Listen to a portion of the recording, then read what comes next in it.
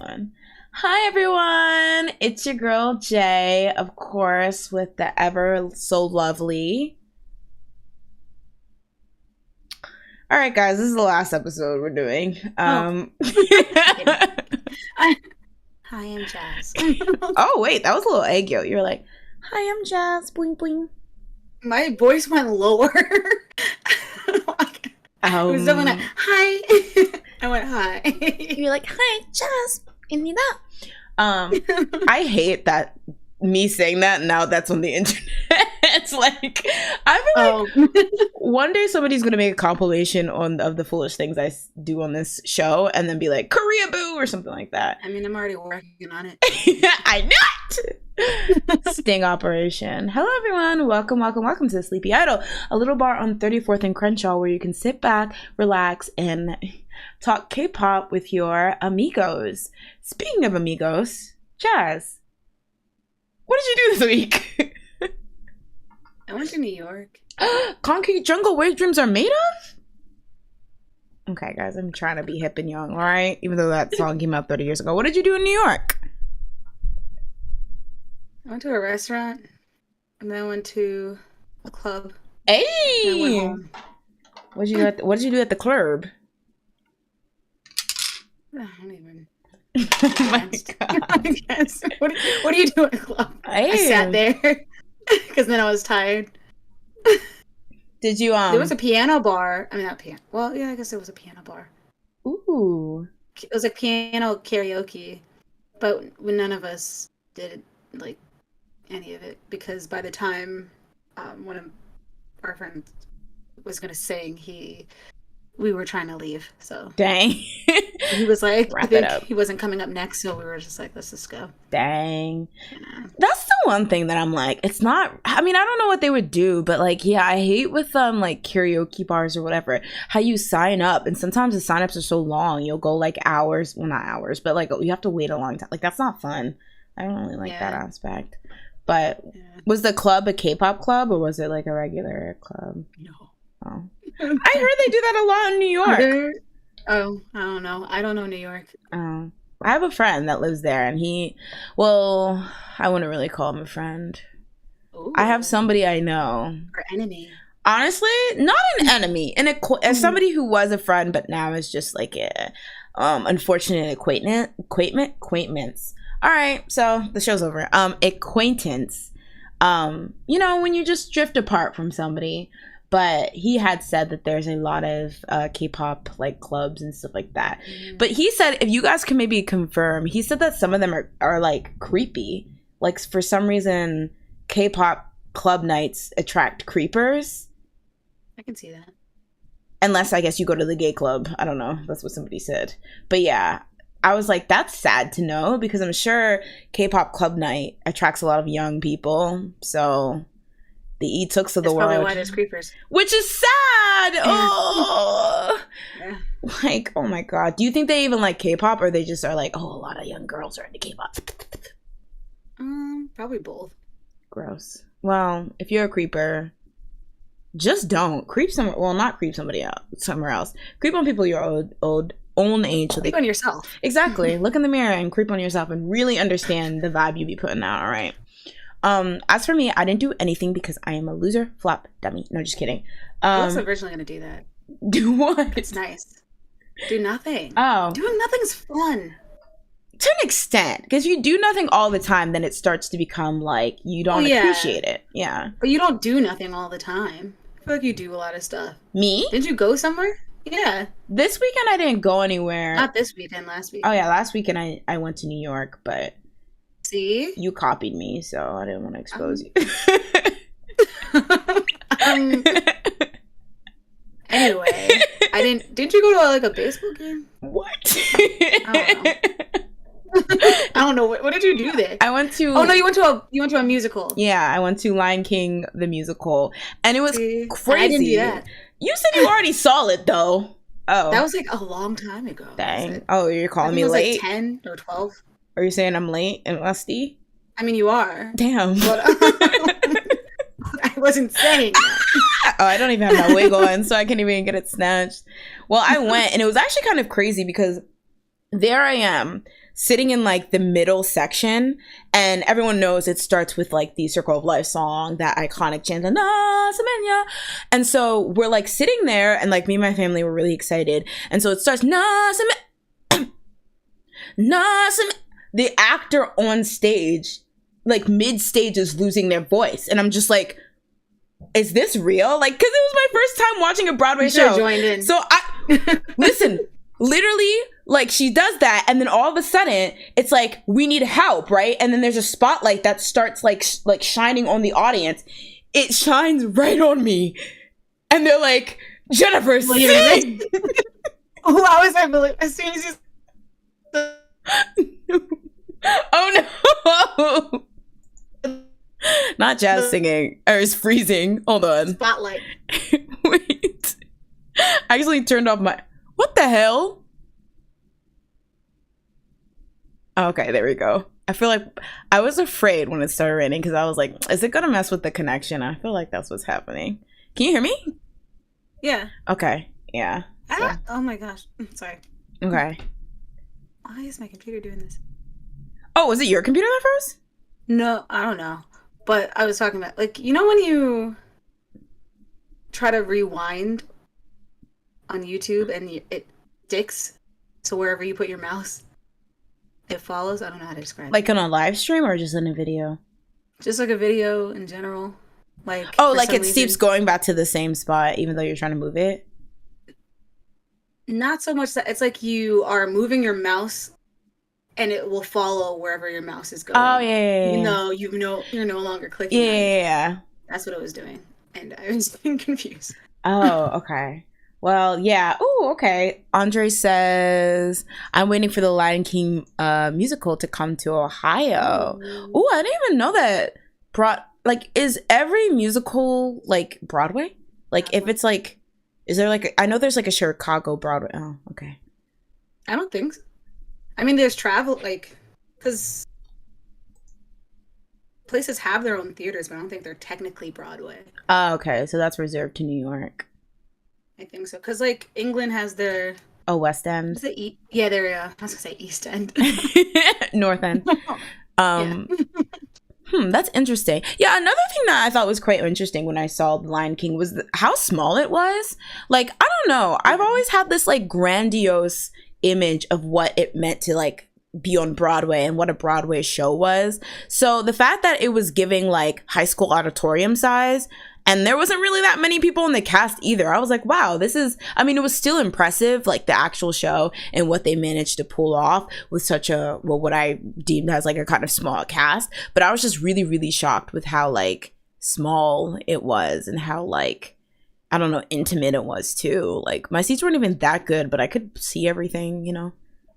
It's weird. Were they still doing like the people acting like the giraffes and whatnot? Yeah, it was a mix. Yeah, I was gonna say it was a mixture of puppeteering, and then some people were just kind of like in costume but playing their character, and then some people were like a mixture of like they'd have puppets or like things they held, but then they would also be kind of dressed up to blend in with the animal that they were being or whatever, like Pumbaa and stuff. So it was interesting. Like I was talking to my brother, and he said, "Yeah, I didn't really like that." And he was like, oh, I wanted it to all be like either be puppets or be the people embodying the characters or whatever. But I thought it was cool. Pick one! It reminded me of Gumball. Yeah. I do understand that feeling though, because Gumball took me a while to get into. I used to be like, what are we doing? You got 3D people, you got real people, you got a hand. Like talking. Like this is all weird. That's so but now cool, it's like my though. favorite show. Yeah, it's so funny. It's so funny. Andre said, I had an eventful but rather long night at work on Saturday. Helped a lost kid find his parents. Then me and coworkers gave some baby gifts to one of our soccer players' pregnant girlfriend. Oh, pregnant. Should I get pregnant? Like that's up to you. Should I have a baby by the end of the year? Leanne said, I don't think you can. You never know. Sleepy idol. Is that how it Leanne says, I remember The Lion King came to a theater near me and I thought about going, but then I saw the prices and I was like, well, always Disney movie. I mean the what? The Disney movie? The movie's better than the music. I mean, it's the same. What I thought was actually kind of interesting when I was watching it was that, like, I was like, they kind of abruptly just went into everything. And I was like, I feel like this musical, they expected you to have already watched the movie, because I would kind of be lost in the beginning, because it was really, really fast, and like character introductions were like not really that intense in the beginning. So I was like, oh, is this like a companion piece to the 1994 VHS original? Lion King 1.5 Exactly. But yeah, besides that, this is kind of open bar stuff, but lately I've been getting into my soft life bag, because I realized that if I want to have a sugar... What? A soft life bag? You haven't heard of soft life? No. Bless your heart, because it's very toxic. Have you heard of like... Okay, some people are going to think this is controversial, but have you heard of like the alpha male movement kind of? Oh yeah. Yeah. What's his name? He's in jail now, or going to jail. Who? Oh, Tate. Andrew Tate. Oh yeah. He's kind of probably... I would say it's more... I mean, I guess he's part of it, but he's kind of like in jail, so I don't want to associate. But it's like, if that preaches ultra like masculinity to men, soft life is like preaching ultra femininity to women or whatever, to the point where it can be like kind of ridiculous. Like, I think the idea was kind of wholesome, like women who live stressful life. It's like, you don't have to be that stressful, you don't have to be a boss babe all the time. But then it's basically like co-opted to like, literally, if a man doesn't give you $400 as soon as you meet each other on your first date, don't pimp sis. Like, it's that kind of thing. Didn't she send some type of thing about that? When? Exposing me. Some girl getting mad that like the guy he had a reservation, but he didn't want to pay, or he wanted her to pay him back because she canceled on him. Yeah. And she was like, you're so weak. Like, if you're upset about this, like, I'm glad I didn't talk to you. I wish I could bring it up. Yeah, basically, for you guys who don't know, there was like a text that went viral, I guess, where it was like this girl who I guess missed a date or whatever that she was supposed to go on, and the guy, it was an expensive restaurant, so the guy was like, by the way, you missed a date, and she wasn't like, well, exactly as Jazz explained, she was like not trying to say sorry or whatever, and then he was like, basically, oh, well, it was $70 to cancel, and then she was basically like, you're musty for even telling me that. And then he got really mad, and he was like, well, you owe me $70 or whatever, and she was like, I'm not giving you anything, but bye. And then later on he was like, actually, I didn't cancel or whatever, the $70 thing was fake, but I just said that to see how you would respond. And she was like, okay, whatever, musty. And so yeah, I didn't see that part. Oh yeah, that was like the sequel. Part 2, Electric Bungalow or whatever. And it was like this idea that like the fact that, I mean, I can see the point, right? Like, or the idea, like, I don't like people guilt tripping me. Like, if you're gonna say you need to pay this, or, well, okay, it's kind of musty to just not show up to a date and not say anything. But also, I feel like to be like, well, it was $70. It's like, either tell me to give you the $70 back right off the bat, or don't say anything, in the sense that, like, don't try to, like, guilt trip me, all right? Just be forward. Like, I really hate when people, like, beat around the bush with what their intentions are. So, from that perspective, I can kind of see where she was coming from. But I'm sorry. It seemed very obvious. Like, he was just like, "This is $70. Do what you want. Like, pay me back. Don't, but like, say something. Don't be like upset that he said $70." She just like was coming out swinging when he just said like, "Oh, it was $70 to cancel this." And it was just like, like, obviously you are the red flag. Him not just saying like it's $70 to cancel is not that bad compared to how she reacted. Yeah, it's kind of ridiculous. There was another one I actually saw on my timeline. I wasn't sure if I sent it to you or not, but it was like this girl, and the guy was getting ready, and he was like, oh, excited to go to my like friend's birthday party with you. And then she was like, all right, let me know when you need me to send you my address. And then he was like, oh wait, I'm supposed to be picking you up. And then she was like, you're joking, right? And then he was like, nah, what's your address? And then she's like, don't worry about it. Have fun at your friend's birthday party. And then he was like, dang, I had a picnic packed and everything for us or whatever. And so she was like, the fact that he wasn't picking her up to her was like an immediate red flag. But then people were like, we're all red flags. I'm sorry, not even people. Sorry, both girls are red flags to me. I'm sorry. In what world? And then it seemed like he was going to offer to drive anyway. Yeah, but the thing is, he didn't know. The thing is, if she never asked, Mama. Yeah, that's what I mean. Like, what do you mean you're mad that he didn't want to pick you up? You can't just be like, yeah, tell me when you're picking me up.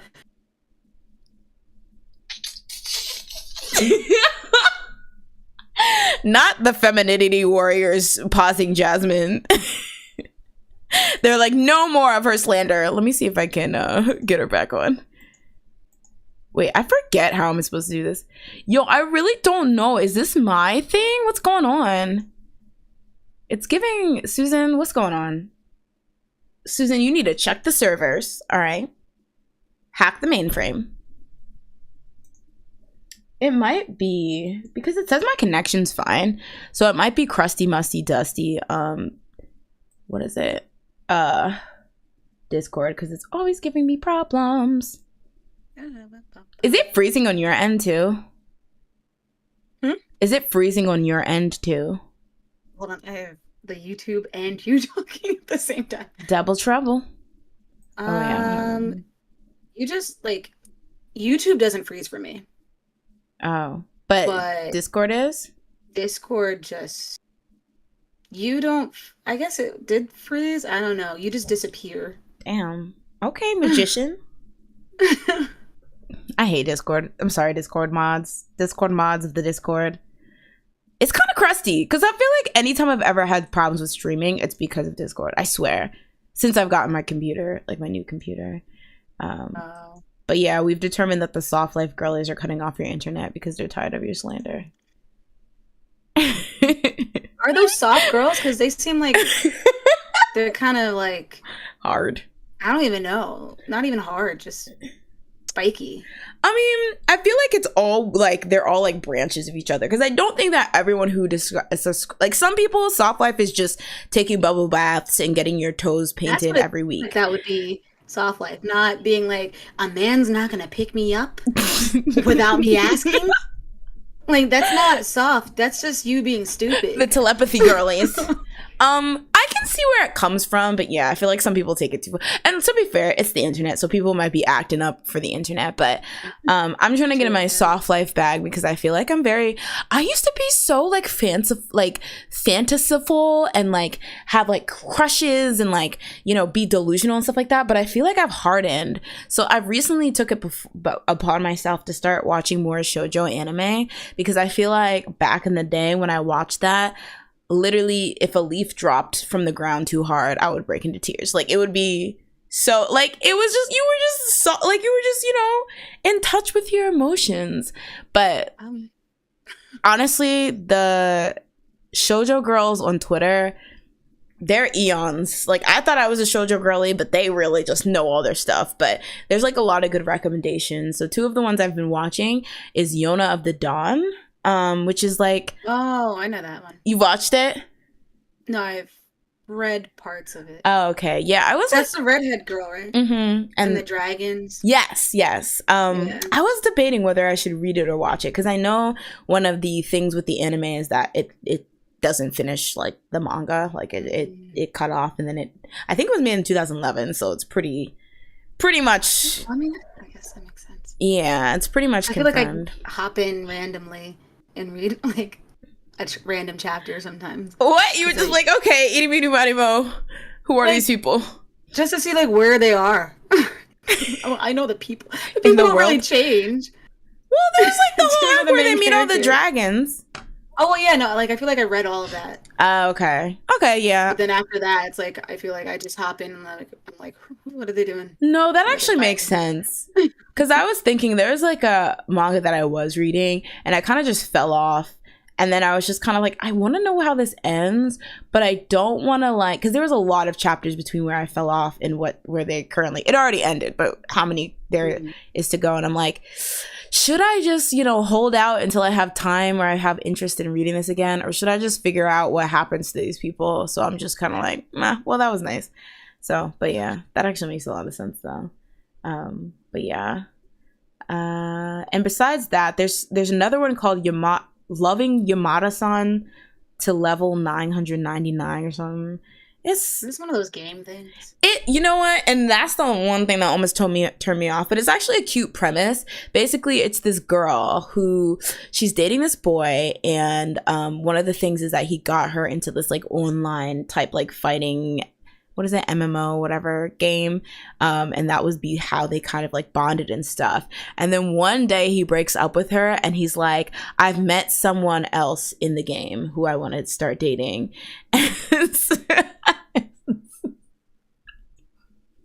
So she kills him. Okay. Gosh, that's my type of show.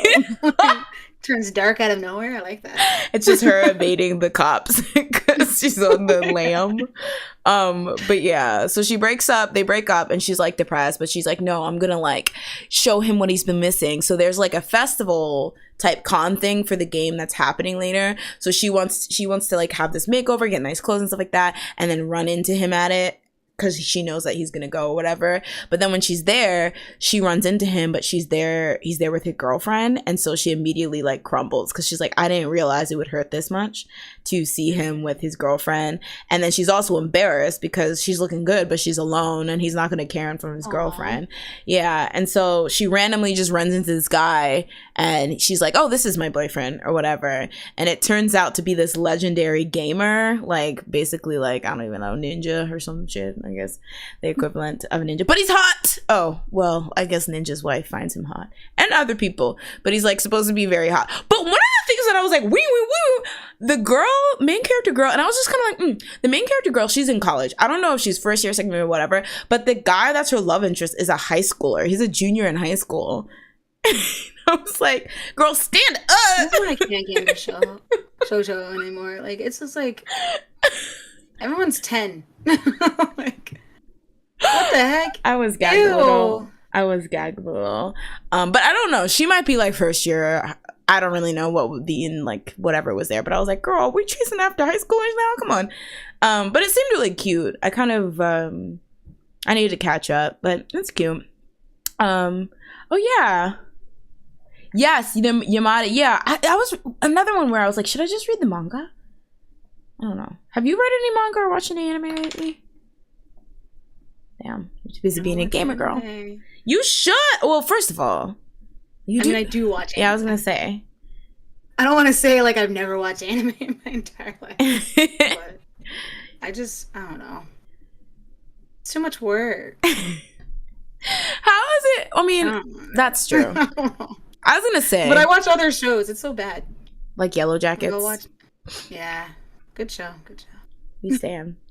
Actually, I have never watched that show, but what? You should watch it. It's good. I know I'll like it. I know I like it. I'll like it, and that's the problem, because once I really, really like something, I will like be like, oh, so this is my life now. Like everything. There's only 2 seasons right now, and then I need to start watching it on like a 16 Friday. episodes. Yeah. Okay. I'll check it out, but I need to start watching it on Friday so I can just binge to my heart's content. Leanne says, wait, a junior? Yeah, in my head, he's going to be a senior in high school, and she's a freshman in college, because what? That's what I was thinking, because I didn't watch enough to confirm what year in college she was, but I know they said that he was a junior, and I was like, 17? Question mark. What's going on? But apparently the girls were eating it up. Leanne says, I've been watching the K-drama See You in My 19th Life, and I'm loving it so far. I feel like I've heard of that. I don't know. That sounds familiar. Yeah, I need to also get K-drama Rex. I've been watching, so you know the bully in My Glory. What is it? The Glory? Mm-hmm. Yeah, I saw that she had another show. Yeah, I started watching it, and it's like, I don't know where it's going right now, but it's good. And it's actually kind of interesting because she was like bullied, you know, Song Hye Kyo's character, and then also bullied the woman that was getting abused by her husband. And then this story, she plays a woman that's getting abused by her husband. So I'm like, whoa, the roles have reversed. Like, we don't want you to have a bad look. Or PR is like, let's put you into something else that like makes you look, you know, sympathetic. Yeah, not No, but that'd be real though. Like where like in K-dramas, I've noticed that people would just get typecast. Like at least back in the day, like people would just like get typecast as the same character over and over again. Yeah, just so weird. Leanne said, I checked it out because I love the web. Oh, it's based off a webtoon, and I'm sad it's only going to be 12 episodes. Might just read the webtoon. So it's they're in their manga era. I feel like there was like in Japan, they were like there was a point where every manga was being made into a live act. I mean, I guess it still is, but now I feel like every K-drama is based off a webtoon, which is crazy. But yeah. All right, so we can get into the first topic of the day. So as a 50/50 stan podcast, we keep up on the girls. Like, we were here before everyone else was. You know, I remember when we went to the listening party for 50/50's album, we got an exclusive invite. So, like, don't say that we weren't here with the girls. Anyway, let me stop lying for a second. Ooh, why is it looking like this? All right, y'all, I'm trying out here. All right, so we have really great 50/50 news and some really, like, confusing 50/50 news. I don't even know how to describe it, but essentially 50/50, our girls are still making history. We actually haven't given an update, like, very recent on like how their Cupid is doing on the Billboard Hot 100, but as you guys know, earlier this year they made history by charting on the Billboard Hot 100, being the shortest group since debut to get a single on the Billboard Hot 100. And ever since, they've been just killing the charts and have been having like really good staying power. So on the most recent update this week, 50/50 made history by becoming the longest charting K-pop girl group on the Billboard Hot 100 after their single Cupid banked its 13th consecutive week on the charts, coming in this week at number 24.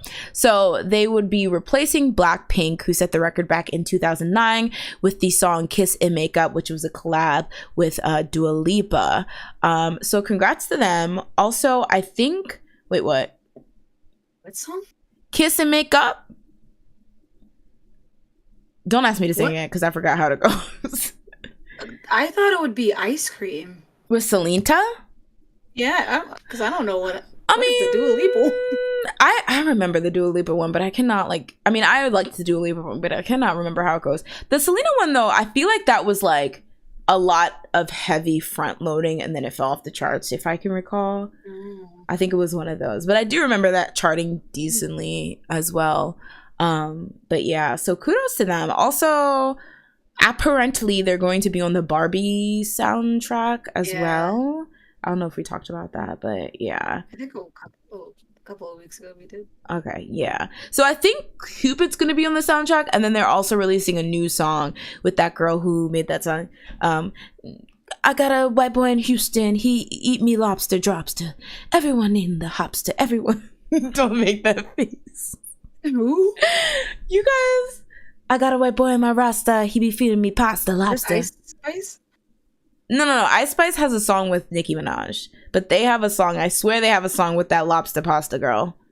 Oh, who's the I thought you were saying the lobster. I don't even know. No, it's this girl. She has that song. I know the song that you're talking about, but I don't think. Yeah, I don't know her. Oh, is that the zip codes girl? Yeah, I got hoes and different area codes. There you go. Yeah, that girl.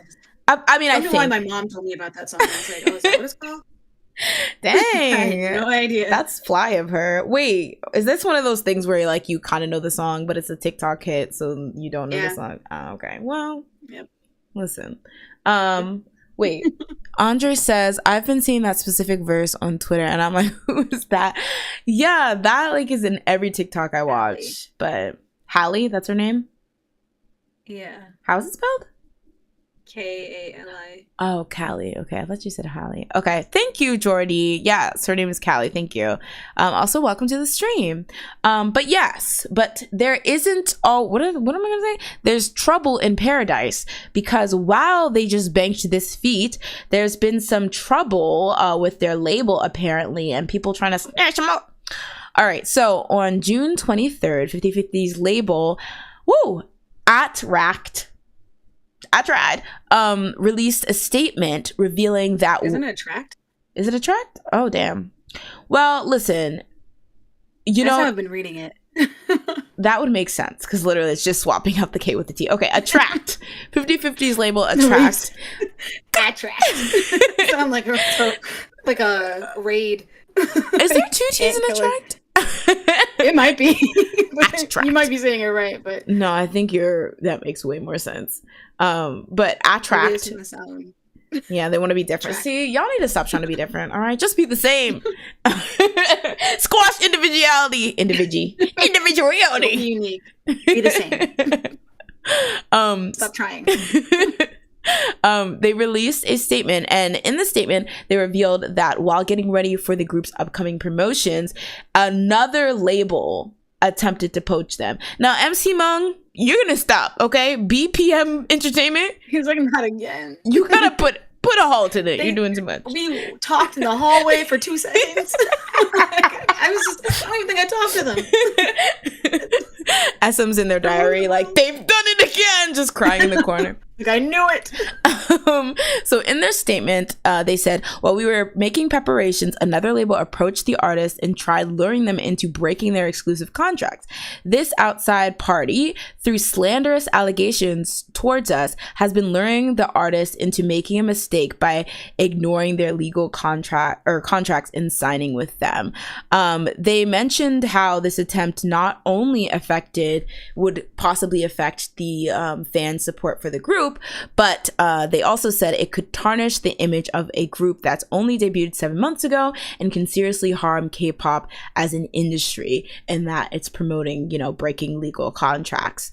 They continued, while it is difficult to hold back the anger over the illegal act committed by the external party in order to rob the miracle created by a small, helpless label, we will respond boldly with emotion and will fight to the end to hold them legally responsible. Additionally, on June 25th, an exclusive interview with the Korean news outlet Sports Chosen, the CEO of ATTRAKT said that they're currently receiving more information about the identity of the external forces that are trying to poach 50/50 through a variety of routes. And though it will be hard since they're a small label, they'd be taking action. He continued, even now, what I'm most worried about is the 50/50 members who will be hurt by the situation. I hope they will return as soon as possible to their agency and gradually move forward with the projects that we have been in the process of preparing, such as American promotions. So that line where he says return as soon as possible to the agency, a lot of people were confused because it seemed like they were somewhere else, or possibly he was indicating that they were actually like being swayed by this external force. But I saw on the Reddit that a lot of people were saying that they're like they're on like vacation and stuff like that. So he was just like, oh, return to the company in that regard. But I think this is interesting because, like, while first of all, CBX outsold, because tell me why they just trended being poached. Like, Chen's babies, they're just actually, I think it was true. Oh, that's kind of true. Doing it since last year, so. Oh my god, somebody that Chen's babies are gonna have to oh my I would god. love to give CBX credit. I gotta put credit where it's due, That's true. Okay, Queen Chu, then CBX, and then 50/50. So that was interesting, but I like, as much as like, yes, this is shady, for some reason I don't like this statement at all. Now keep in mind this is a Koreaboo translation, so maybe some stuff is lost in context, but it almost seems like a threat, the way that this is said. And yes, I get it, with the way that exclusive contracts work, it would be we've already seen in the True situation, whatever, it's deemed illegal to have tried to talk with somebody before your contract ended. But the way that they're like, oh, this will mess with their fan support and this will tarnish a 7-month group who, you know, came from whose like small label was able to get a miracle and stuff. It really seems like guilt tripping. And maybe like the 50/50 members were never actually going to be poached. They don't care. You know, they never were seriously taking this as a whatever. But it like really just gives me, and if you ever thought you were going to, here's what's actually going to happen. Like, you're going to look like, you know, horrible people because here's a small label that had your back and got you to stardom and you're just going to ditch them. But do you think if it were legal, how would you look at 50/50 if, say, Big Hit was like, hey girls, and they went with Big Hit, or maybe not Big Hit because the way you twisted your face, but no, it's not even just that. I think like you leaving a company in general after you become big or whatever is kind of like side eye, bombastic side eye. Yeah, honestly, that's what I was thinking in my head. I didn't want to say it. But it just seems like, especially because are they even a year old yet? Maybe they are now. No, they debuted in November, I'm pretty sure. That's at least where they released their album. So, like, for them to leave that early is kind of like, that's shady. It's kind of like, they helped you. They put you, like, they gave you these songs that you got popular with, and then you just ditched them. Because you got popular. It's kind of like when you get popular as, like, you have your friends and you're like normal, like basically Mean Girls, you know? This is Mean Girls. Like, you're Katie or whatever, and you ditched your friends for Regina George. And it's just like, why are you doing that? Just because you got popular. That's true. I was thinking like there's no way they could come out looking good from that if they were to leave. But also I was like, that's true, but I feel like to an extent, and I don't know what 50/50 relationship with the company is. Maybe it's a Bang PD BTS relationship or whatever, Papa YG type relationship. But I do want to know that often in the music industry, first round contracts are shit. And you have to pay, and it's kind of like, I get it that the company wants to make the money back that they made, and so it's standard, but it's not fun having to like pay back all this debt and probably get like abysmal royalties and things like that, you know, your first label. So if you could like beat the system and get out of that first contract because some bigger company sees your potential and wants to buy you up, from a like business standpoint, I don't hate it, because it's like, yeah, you guys help them get to stardom, but this ain't a charity. Like, you know that like you're probably getting a lot of dividends or you know, payout because, you know, they're such a successful group, which, to be fair, you gave them the song, blah blah, but and you trained them. I think that's another thing. You trained them, did all that work, and then they just leave you. That's within true. a year. I mean, listen. That would like, so it kind of makes me understand why they phrased it the way they did, where they're like, you're gonna make us like, you're just gonna leave us like that? Us, little poor us? Like, you're our only group, our first group. That's fair. And then you just ditch us? It's true, and you know, sometimes small labels have like really, really homey, like, you know, the CEO used their last, you know, stimulus package to like. I remember that's what the CEO basically was saying though. Yeah. I was like, I had no car, I sold it. Which is like on the streets.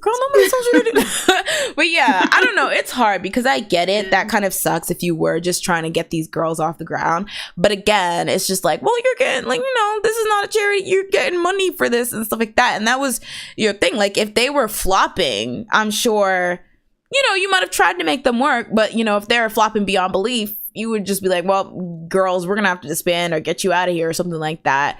So similarly, if they saw a better option, I wouldn't, I mean, if y'all finna get sued, but like, I wouldn't like, you know, feel too terrible if they saw a better like option for themselves. I will say though, if it was something like Big Hit, I could see people like something that big, people could be like, oh, so you just want to ride the coattails of like a big 12. I don't even know how many big companies are there now, but the big 13.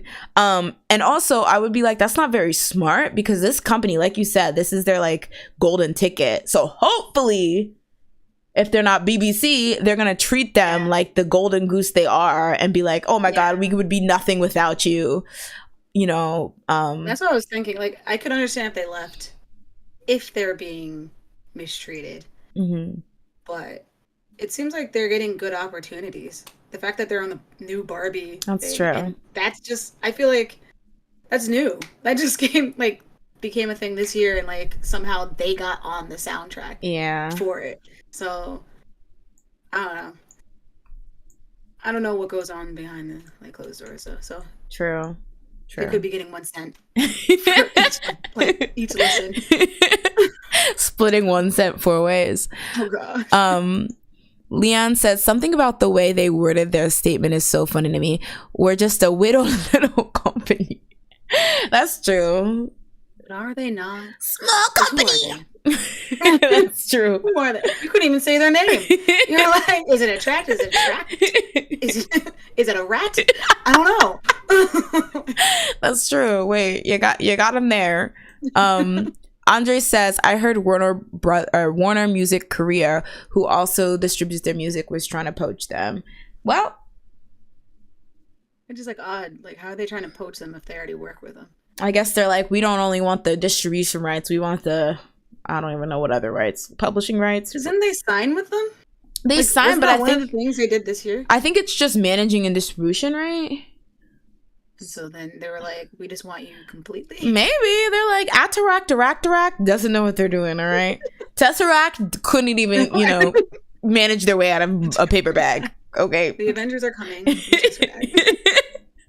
So maybe that was it. Does Warner Korea have other artists? I don't. Wait, what? Sorry. Apparently, GOT7's an artist. JYP is shaking. So they already poached GOT7. Okay, that's what I was thinking. BB Girls. Because like I heard of them like managing somebody or AB6, the Daehui. Oh snap! Group. Dang. Oh, and Jamie. Oh no, Jamie was before. And G. Jamie Lee Curtis. Just kidding. Imagine. She's a singer in Korea. She's like, I'm feeling lonely.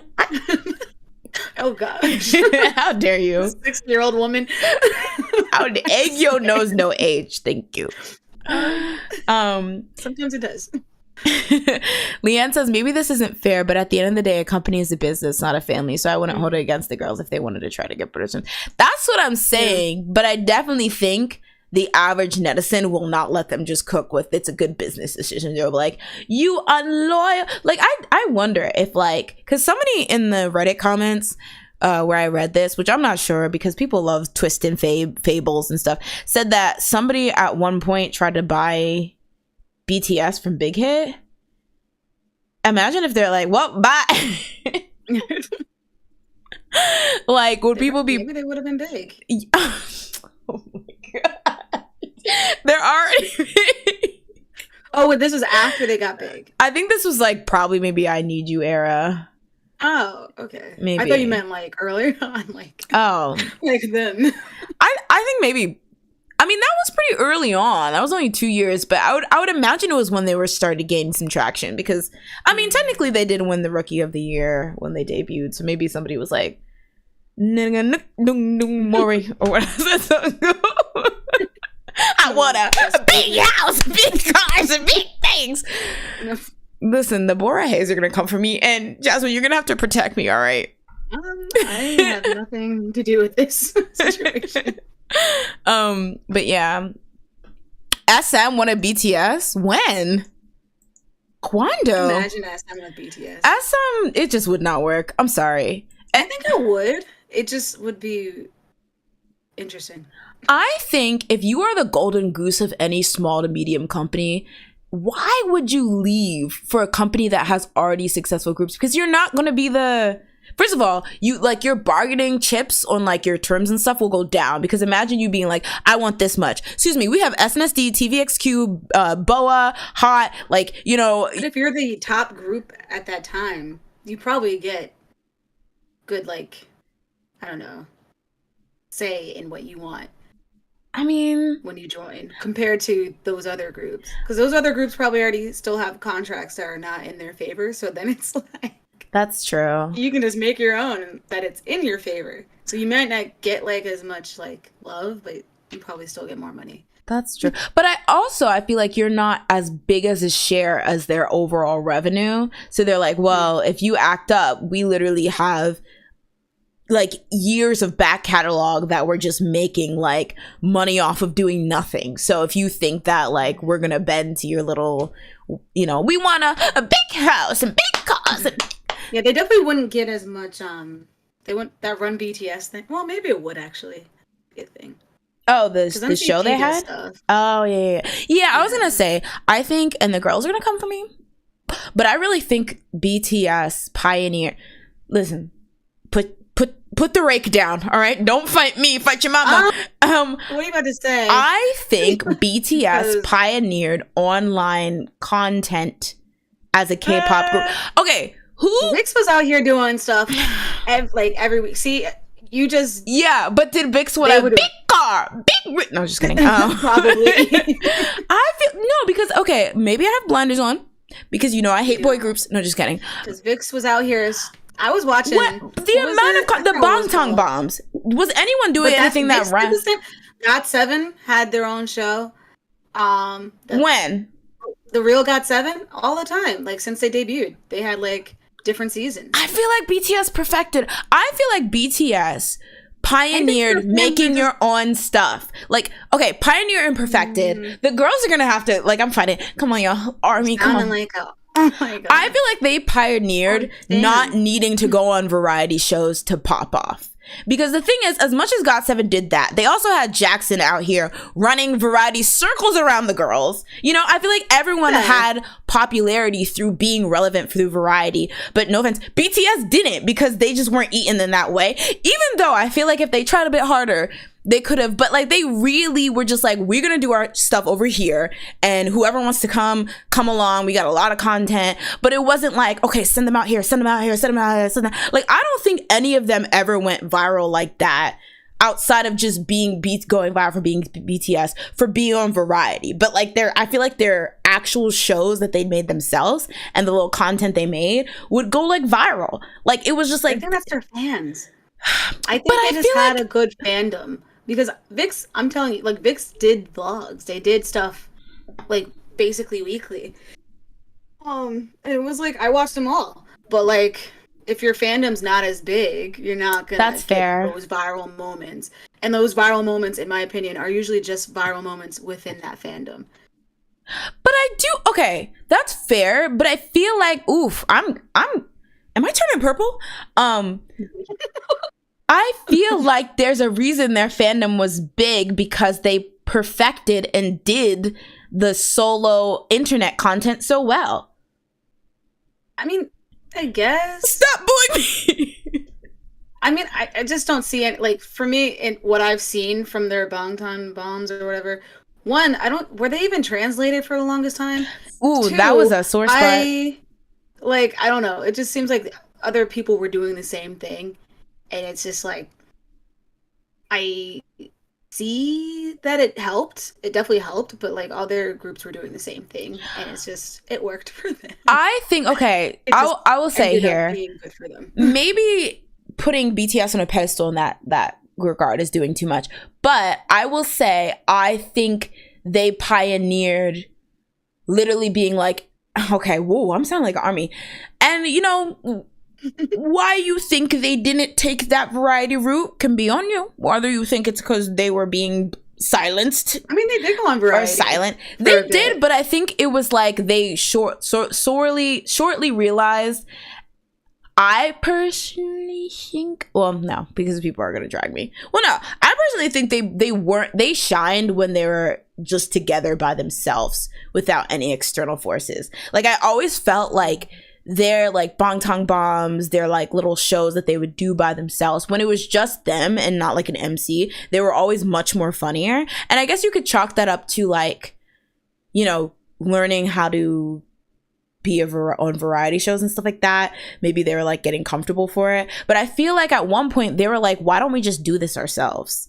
And they really focused on, instead of getting variety appearances. Again, I know there's like conspiracy theories that people were like trying to block them and not let them on shows, and they would get canceled and random stuff like that. I don't know about that. But I think at one point they were like, why go on these shows where you gotta fight for scraps and screen time and stuff like that when we can just do our own stuff? And they really leaned into that. Where I feel like most people, yeah, they were having their own stuff, but then I feel like they also were like, okay, but we still got to put these people out on like the shows and things like that, because that's the traditional way you pop off in like idoldom, and that's how you get more than one person relevant and stuff like that. So do people not go on shows anymore since BTS has done stuff? I feel like they pioneered it for themselves. Okay, no, because that's what I was having a debate with my sister.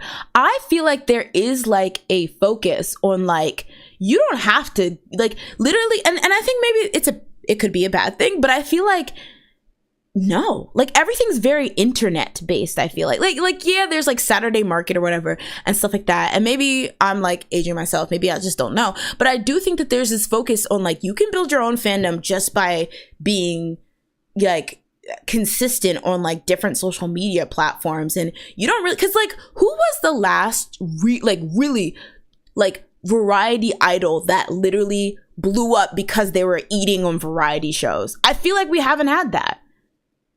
On varieties, I also just don't watch a lot of variety, so I don't know.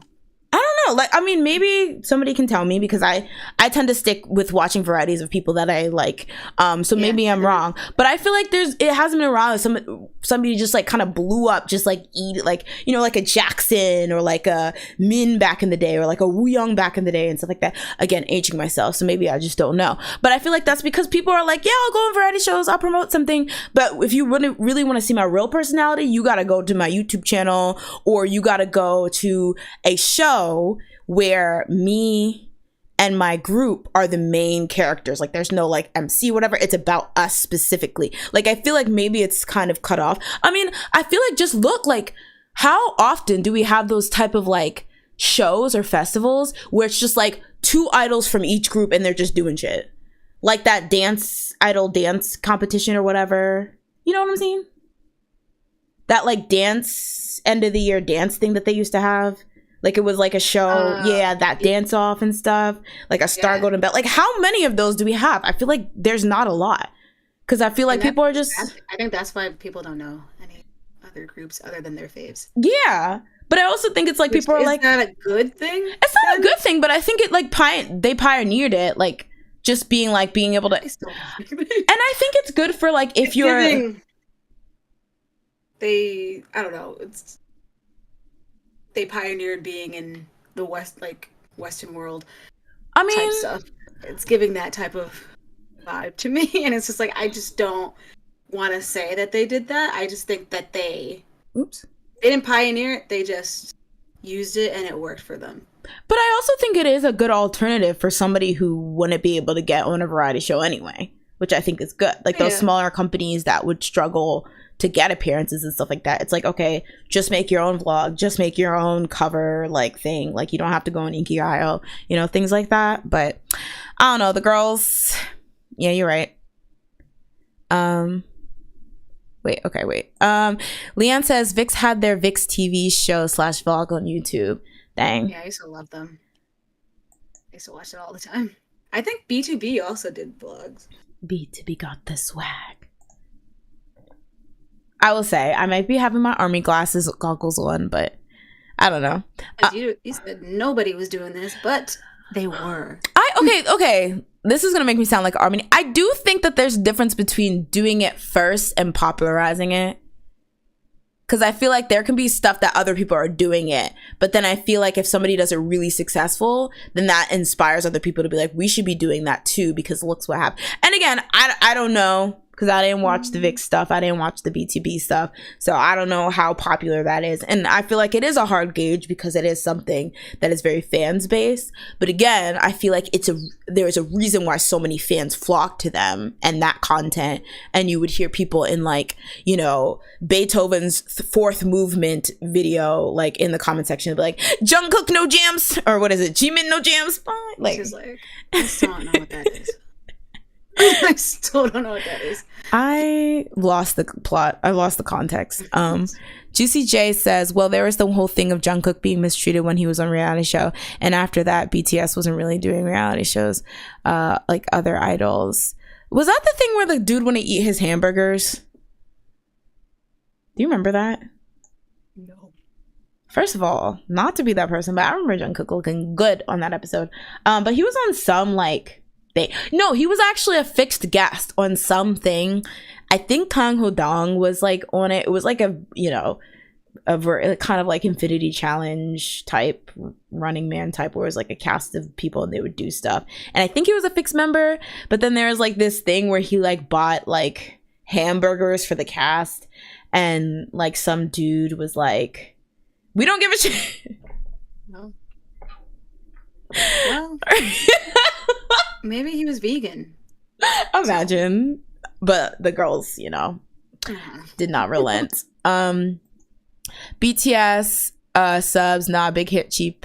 We only got fish. Yeah, that was like a big thing where it was like fans were doing the subbing, and then like they started like blocking fans, and then fans were like, okay, hold up. You see this? You would not have all this if it wasn't for the fans subbing shit. But yeah. Andre says, I mean, I mainly watch Weekly Idol on occasion. Yeah. I thought Weekly Idol ended.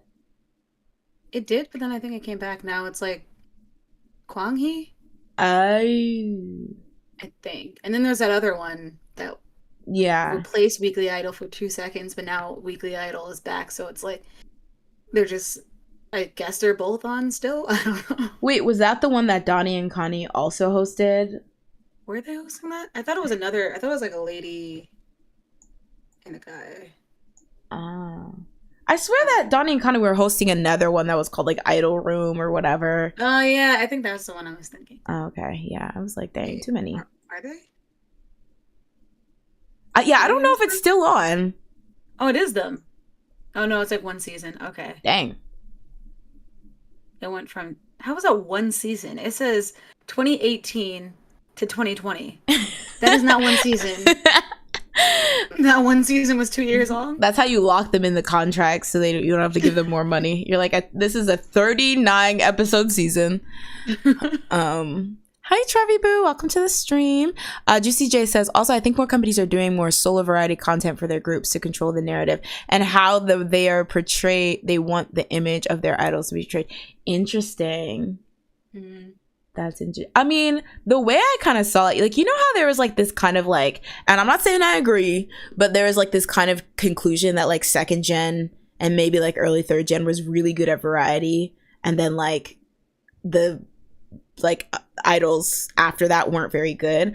I always thought like one of the reasons why people didn't go on variety is because like I feel like people were so bad when their faves when it gets screen time, and then would like crumble when the idea was that if your fave didn't get screen time, it's because they didn't do anything interesting. Because I do think it was kind of dog eat dog back in the day when there would be like, you know, 8 idols on a show and they'd all be like, you know, doing what they can to kind of get screen time, and it was like tough because it was like you're not funny, or you're not, if sometimes it was like if you're not part of a big company or you're not part of a big group, to be honest. But it was like you could get a really bad edit if you just weren't good at variety. And I feel like while that's fair, it's also like if I came all this way, got my hair and makeup done, sat and filming for 8 hours to get 2 seconds, why would I waste my time doing that where I could have my funny. be good, get good. But yeah, remember that one time when Luhan had no screen time on Weekly Idol, and so they were like, Donnie. There was an episode of like EXO Showtime where Xiuminute said literally 0 words. 0. And then they played a game of like of them having to be quiet for whoever could stay quiet the longest. And I was like, this man has said 0 words. He will win. Like, and then they brought it up like at the last episode, and they're like, "Why didn't you say anything?" And he's like, "Yeah." Oh, yeah. I also think it's kind of sucky because sometimes your charm is not like, I feel like that really lends itself, like that kind of setup lends itself to people who are just more loud and more Baekhyun, like Baekhyun and Chen. Yeah, basically. Yeah. If you're like those type of people, you get more screen time, and you can still be interesting and not talk a lot, but I feel like it is kind of unfair. Oh, okay. Anyway, random. But what is on the one with the skirt? What is going on with the legs? I think it's a garter belt. It's been throwing me off. Ever since you put the picture up there, I've been like, why? I feel like it's a, what is it called? Not garter belt. Thigh gates? Oh, is it called a garter? Are they not garter? But it also looks like it might be part of the pants because it got the same belt. Pants? Or sorry, the skirt. Because it got, maybe it's like attached to the skirt. Yeah, garter belts. Ah, okay. Okay, mama, give us a little garter. Before you move, why? Before you, it's so confusing.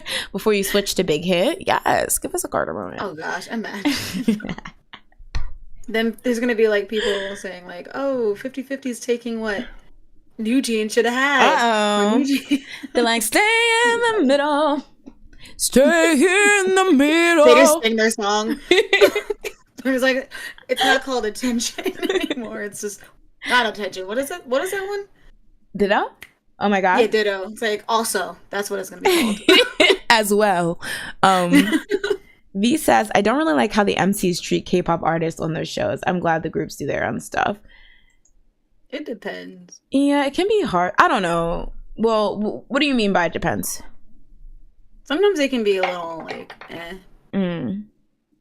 But sometimes it's like, you can tell it's just for the memes. Mm-hmm. But yeah, I don't know. I can see sometimes it can be like, you can tell this person did something and they put their heart and soul into it, and then they're just like, wow, you suck. Damn. People are like, they just put a little laugh track. That's like, Are you talking about Suga when he tried to give them their mixtape? I mean, I thought that was funny. I will say. And then when I found out people were not feeling that, I was like, oh. But the way I feel like they probably listened to it afterwards. They were like, get this shit.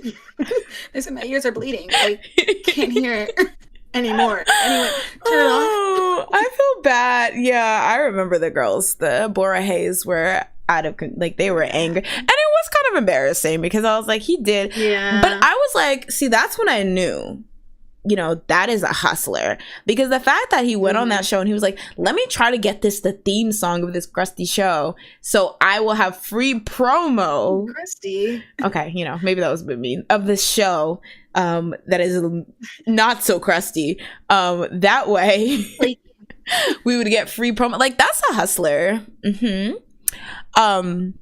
Trevi Boo said, huh? I said a king. Oh yeah, true. A king, a legend. Trevi Boo says, fashion this gen is so vivid with the different styles. That's funny because we were literally just saying how this Y2K thing is going to be the death of it. Like, individuality. Like, they're all Y2K. It's scary. Actually, I don't know what this is. Like, I don't know what they're going for here. Pink. That's it. Ooh, Barbie movie. Subliminal messaging. Uh-oh. They knew. Stay in the middle. Oh wait, that's not even their song. God, that's not even their song. I'm feeling lonely, but I wish. I don't even know the choreography. Andre says, I love how this turned into a BTS variety show chat. Because if I'm not gonna bore hey, who will? All right. I gotta hold BTS down on this podcast because y'all play. I gotta hold BTS and J Park down on this podcast because y'all play games. Do we? In my mind, in my mind, pretending he's and there's not the word. What? It's on my own. I don't think so. in my mind though at one point. See, I told you. In my shoes. In the world. All right, y'all. We've been on this thing for 50 minutes, so Bora hey to the girlies, and moving on. All right, we got some LOONA updates. Basically just a couple stuff. BBC's out their mind. So 2 weeks ago we had talked about how after a court ruling, the remaining 5 members of LOONA who were still held up with trying to free themselves from the BBC contract, they won in court, and so they were released from their contracts with BBC, enabling them to move on with their life, do what they need to do, sign with who they need to sign with. Well, apparently BBC is like, nah. So apparently this week in a statement to news outlet Star News, the label, their former label Blackberry Creative, revealed that they would continue to file lawsuits against the LOONA members, saying that there's still a long way to go. So this is as soon as the fact that they're planning on filing an appeal against the 5 members that recently won their freedom from BBC. And then also their first trial against Chu will be held on August 15th. So they said, we can let go. And they're going to just be like, are you just going to sue these girls for the rest of their... They're going to be broke. BBC or the girls? BBC. Yeah. Like, because if they do like each girl, like they're like losing money. That's so true. It's giving delusional. It's giving like, because it's just like, I was thinking about, I was like, who else do they have besides LOONA? So I guess from like they've literally built nothing else in the meantime, and probably nobody's gonna wanna sign on with them knowing how dirty they did LOONA. But at the same time, it's like, you just call like disband BBC, please. I thought they were trying to do a boy group at one point. I guess if they already had trainees, because I was like, at this point, who's gonna sign with them? Like, mama. Yeah, BBC. Oh, they have Sunye. Miss, you better run away. Yeah. She's like a... Didn't she release something? I mean, I think so. I don't think she's super active. I know she was on that show, but I don't think she's super active as an artist. But it's just like, girl, like, because the thing is, all you had to do is not be shady and greedy. Like, that's all you had to do. Like, just take the L. Take the L. Okay? Yeah. Apparently, Yena used to be under the parent company of BBC. Oh. Okay, I was going to say. Was that pre or post her getting in? I think it was pre Produce 48. Then she was, I guess it was before, and then she went to Off the Record. Good. And then she's in Hwasa now. Good, because that would have been a mess. But yeah, they're delusional. But in good news, member Hasu recently signed with Mod House, so she's going to be a part of the crew that's over there. And I didn't realize that RMTMS Artemis was the group name that they were having for like the girls that signed with Mod House. What did you think it was? I don't know what I thought it was. I don't know. I thought it was like another section of the label or something like that.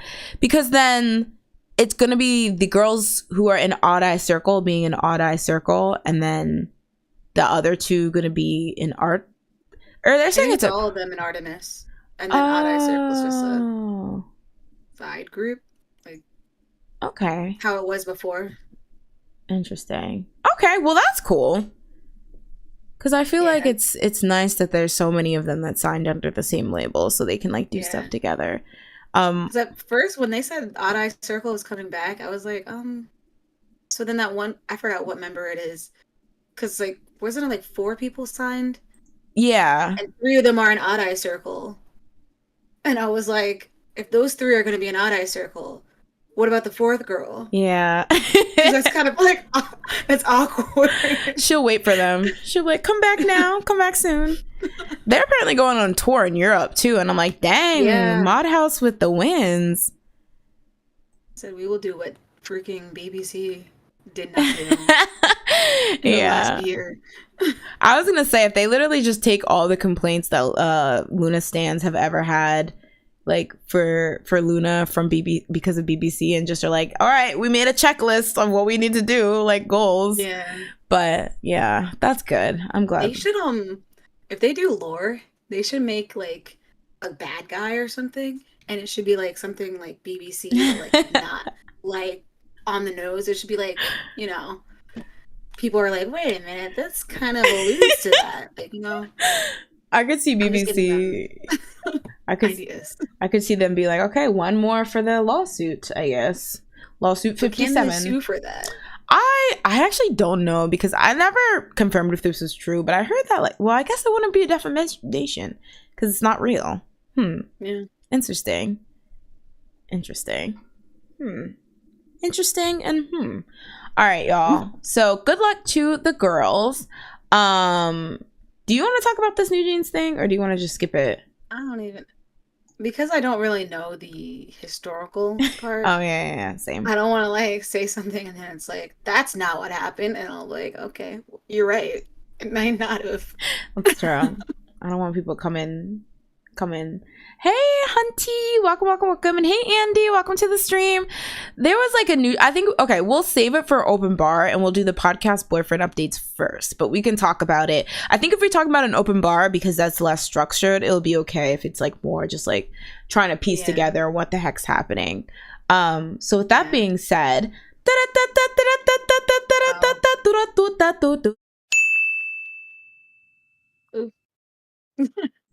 All right. He's done. I'm kidding now. He's done nothing. Hold on. No. Let me pull up what he's done. Nothing. Okay, wait. He took pictures. That's all he did. All right. We're gonna have to give him the unemployment. No, just kidding. How dare you? Yours is literally for Dio. It's just pictures. Now, brown cow. How dare you? Well, when Dio takes pictures, it's literally a national holiday. So, you know, I don't make the rules. So, like, every day. Okay, let's see. Why is this Chan Yo? I did not mean to click on this young man. All right, so first off, I mean, some might say that you stole mine by posting this, but... Well, he just this came out today. Oh, that's fair. I would have added it if it came out the same day as Dio's, but it did not, so these are his teaser pictures. Oh, wait, what are they teasing for? What is it? Let me in? Let me out? Hear me out? I swear I know. Save me! I will say, Wake me up I inside. think that first song is called Let Me In. So maybe that's why. Wait, one's called Let Me In and one's called Hear Me Out? I think. Isn't that the song, their pre-release song called Let Me In? I thought it was called Exist. No, that's the album. Oh, dang. Fake stan detected. And that fake stan was me. Yeah, it was called Let Me In. Okay. I didn't make that up. Okay. So, yeah, he had his pictures today. Also, he took a picture with some guy. I was literally just looking at who he was. I forgot what it was. Oh, wait, hold on. I think it's he's friends with a guy from Running Man. The old guy? The older gentleman, sorry. Jong something. Kim Jong-kook? I don't know. No.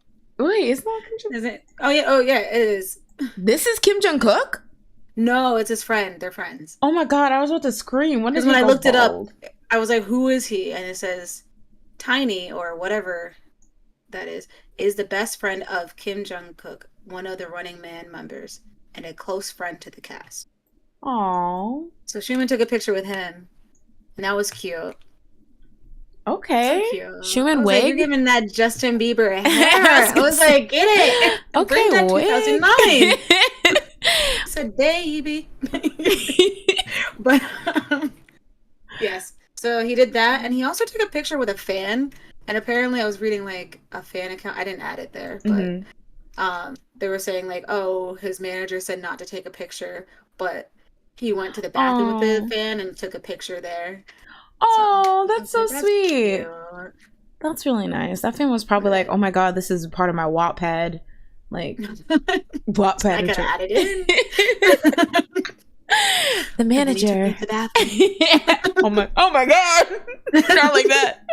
And then it took me to the bathroom. So close to smelling like my perfume. You know that song? Do you know that song? It's by Usher. I want to take it to the bathroom. So close to smelling like my perfume. Anyway, y'all need to What's the name? Bad Girl. I feel like I've heard that. Not Jungkook and his grandpa. Wait, what's going on? Oh, the hair is giving Jungkook debut vibes. That's kind of true. Uh-oh. Do we have to sue? How dare you? Oh my god. Wait a second. Actually, if you've seen him like pre-debut Xiuminute, he had hair like this, but longer. Oh, I think I remember seeing like a video. You know, Jungkook was Jungkook was an embryo when exactly. So he didn't even know. How do you know? You don't. Wait, Usher performed a Korean show? Wait, oh yeah, when he's like Inkigayo, annyeonghaseyo. Do you know that Taeyong thing when he's like Yena boon? I think I sent that to you when it first came out. You responded. Sorry, I probably watched it and then died. No, but literally, he went through every single language known to man. He was like, "Well, I need." What? So where are you? Are you just like in like I don't even know. Like he was just like bonjour, woaini, yorabun. Like, what country are you in? I was like, wrap it up, young bae. We don't need to hear every single. He literally starts singing the alphabet. Wasn't he like dancing too? He's like yorabun. He was like, you know, whatever this thing that people like, the dancers that are like Michael Jackson's sons like to do, you know. But he was just like yorabun, boy I need, and I was like, why is this a motion movie picture? Like this is a feature length film of him saying well I need. I was like, oh my god, I love a stunt queen. Oh my god, wait, I need to see this Usher clip. I swear, I think I remember Usher being on Inkigayo. Sorry. I don't know, that's what he said. You know, like, what? Youngbae really knows how to, like, because the thing is, as much as people was slaying him, that was good. I was like, I was trying to harmonize. I was like, what I need. Bonjour. He said, bonjour. You wash my bonjour away. I was like, you better. No, Youngbae. Excuse me. Really in there. Arigato. Yeah. He's wait, I need to Usher Inkigayo. I'm sure it was like he was like annyeonghaseyo. Oh my god, he performed Yeah. I'm gagged. Low key. Ooh. Okay, here it is. Comeback song SBS. No, because this is my fave. Hold on. Okay. Oopsies. What year is this? 1932. First of all, what? Oh well, it's such low quality that. Oh, there you go. Usher was never low quality. I mean, that's. This is 4K. You just don't see it. All right. Inkigayo. Comeback horror. Song SBS Inkigayo. See, the thing is, I'm laughing as if this is not exactly how I sound when I say anything, but okay. Hold on. SBS Inkigayo. Comeback horror. 축하합니다. He said, why was he sniffing it? He was like, 안녕하세요. Inkigayo. Okay, he's just singing, yeah. Yeah. Yo, what Inkigayo is this? He's so cute. Yes, quality, exactly. First of all, what do you mean he's so cute? He is a pixel. Ma'am? Don't do. How do you know? You don't even know if that's Usher. Oh my god. That could be J Park. Oh no. And we wouldn't know. J Park was in first grade when this came out. Actually, he might have been like 14. I was gonna say he's definitely not. Oh my god. J Park is 2003. J Park was born in 1986. J I Park's think. 50. How now, brown cow? That's all I have to say to you. Listen, if that was J, How would you know? There's a couple ways. I feel like I could know. Where? J Park was in the crowd. Literally just a shadow. It's just a white shirt. I know J Park's dance move. I know Usher's dance move. And let me throw in, I know Rain's dance moves. All right. When you get to a level of standing, you know, you just, you know, you're one with your faith. Know? If J Park was in the crowd, if J Park was in the crowd, it's his mom holding him and like giving him a binky. Why is he at 14? All right, now time for the actual, you know, podcast boyfriend. Who? So the one that changes. I've never talked about anyone else in this segment. Literally, I feel like last week you brought up how you talked about different people. Thriller. No, let me stop. Are you malfunctioning? Yeah. 안녕하세요, Inkigayo. 여러분. What I need. All right, let me bless you. I'm still out there. I still don't have a song from Xiuminute. I'm about to make it myself and send it to you. What do you make this on? No, I'm gonna go on Canva and make this. I'm going to make it. It's just that the way my bank account is set up. I'm going on Canva and I'm gonna make it. No! This is gonna be Xiuminute. I'll take over the whole entire show. I'm not familiar. It'll be an hour-long song. Oh my god! Imagine it's a musical. I'm just Xiuminute singing. It's the Lion King. I'm feeling lonely. I wish there was a baby who cared me. Now I'm crying in my, you know, like I'm feeling lonely. Like apples and avocados. Yeah. I Can you do it with I'm feeling? I'm feeling. Like, how would you do that song? I feel okay. I'm feeling. Feeling part. I'm feeling lonely. Oh. I'm lying in my room. Lying in my room. I'm Oh no. Dance, Maggie, you know dance. who does that? Who? RM. Ratman. You know what? And the slander stops here. The slander stops here. Wildflower, that song, but when I hear his part, every time it comes on, I'm always like, I is where I'm at. Okay, y'all see the purple. I'm Team Borahey. Don't let her. She's been a double agent. Singer for real. You know what? Period. We need more male cursive singers. Song, all right, y'all. So the real podcast boyfriend, the spousal support check cleared per usual. All right, Dio's out here getting the coin that Xiuminute literally had to send our spousal support for legislation when he was out here fighting SM. Okay, and who was holding down the fort? Suho and Dio. Unfortunately, you know, Suho is not there. I like how you added Dio.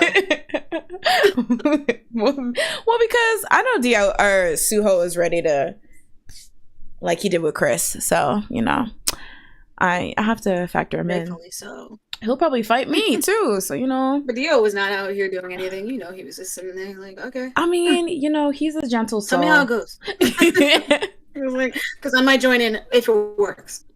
And that's smart because he was like, I have a podcast family to take care of. All right. So I can't be running around willy-nilly. All right. See, Xiuminute, sometimes he's employed, sometimes he's not. So we've just come to not expect the checks from him. Dio, though, he's been holding it down since day one. All right. How's he? This is picture. Oh, sorry. Here we go. Now, as you can see, Exhibit A, he is giving boyish charm. You know, it's like are you 30? Are you 25? Like, we don't know because he's so young. Yay.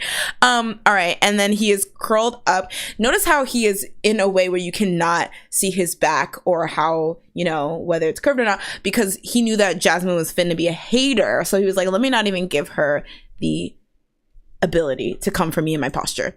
Next up we have, okay, sitting up in my room thinking. This is not posture, okay? It's called angles. Right. How dare you? How dare you? He's you know, he graduated from the School of America's Next Top Model. Yeah, because he's texting you. Yeah, so he's sitting up in his room thinking about you. I don't even know that song. All right. And then last but not least, this was actually a bit of a, what is it called? Insta-love? Instagram? Gramsta-love? You know that thing that they hate Taeyong for? Who? Like that thing during Oreo Gate? Lovestagram. Oh, I don't know what it's called. Oh. Yeah. I didn't know there was a name. As you can, yeah, it's not a great one, honestly. But he's giving us a little Lovestagram because, as you guys know, the colors of this podcast are purple and blue. And look at the color of his bracelet. Okay. Sorry, do you have something to say? What? Continue. All right. We have 13 more pictures to go. All right. 13. This next picture. How did you get so many pictures? Is it just him or is there other people in this? No, this is all Dio. Oh, wait. I think it's the other ones, No, too. there's Suho. I was going to say. Everyone else got like 4 pictures. How is he getting 12? Because, you know, SM knows what the girls want. All right. So next he has. It's almost 10:45. Yeah, I was going to say, that's when we're going to end the podcast for good. This is the last episode. So, in 6 minutes. All right. Ah! No, just kidding. I'm there. Poor thing. Just kidding. He kind of looks like Chris here, so it's kind of jump scare. Like this bottom one, he looks like Chris right here. You have to admit.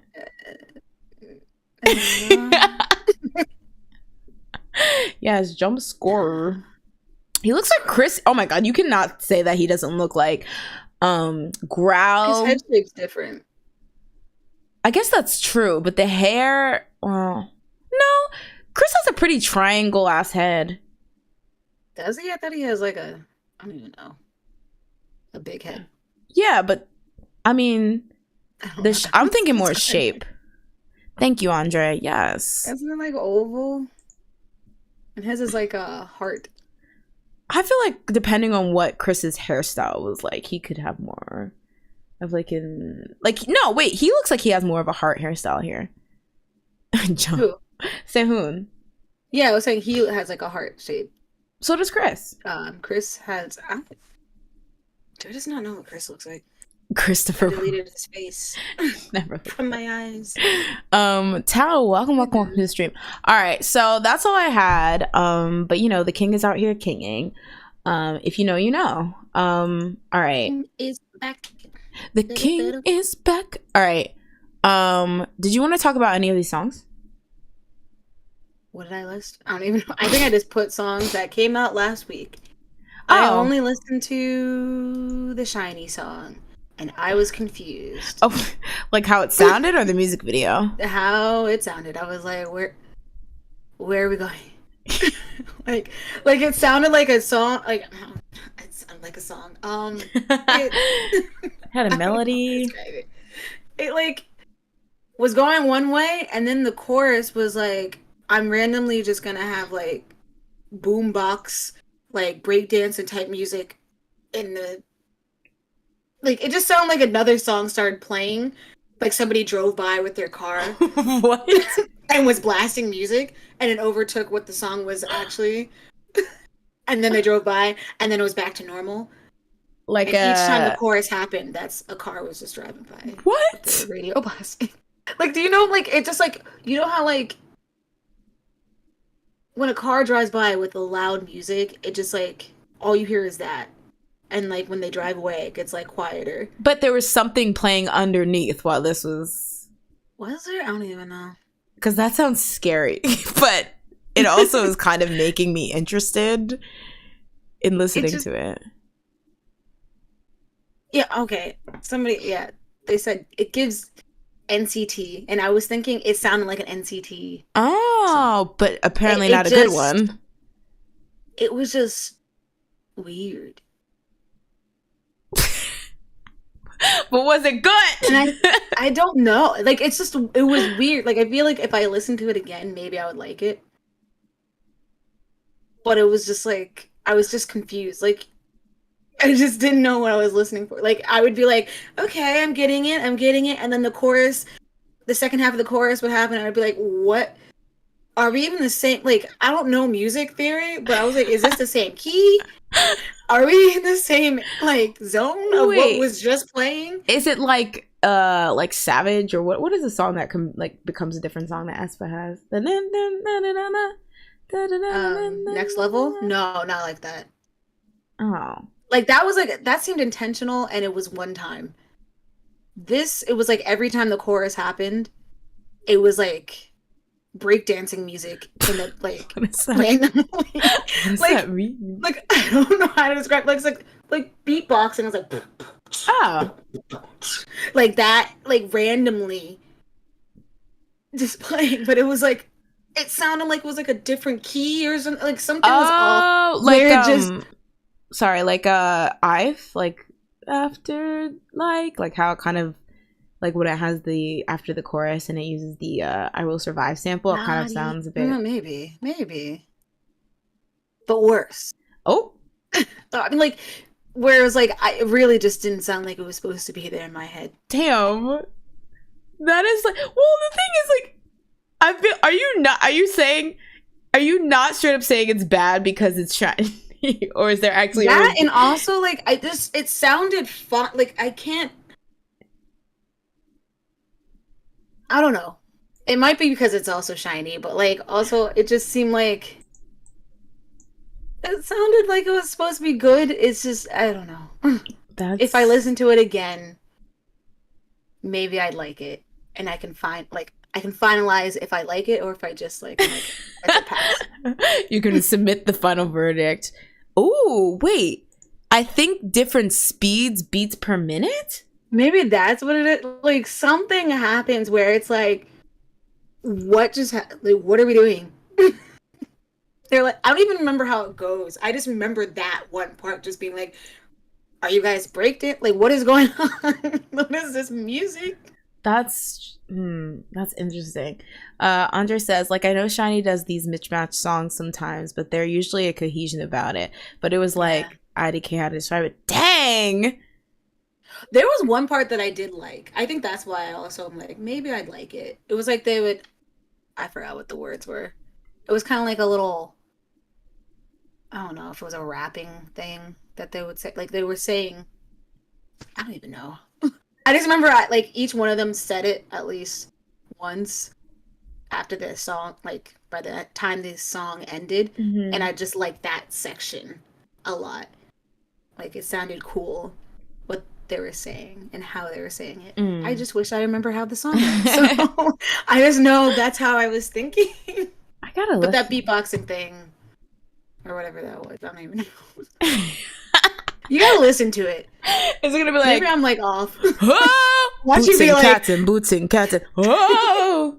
Like once you listen to it and it's just like, I'm feeling lonely. You're like, wait, hold on. This is literally just Cupid. I really do like songs that are like 8 different songs in one song. Like so I'm like, I don't know if I would hate this, but you guys are making it sound like it's crazy. It's not crazy. Like it's not like random sound. Like I don't know. It's just that one part to me is just like very not in the same vein as what was happening. Dang. That's weird.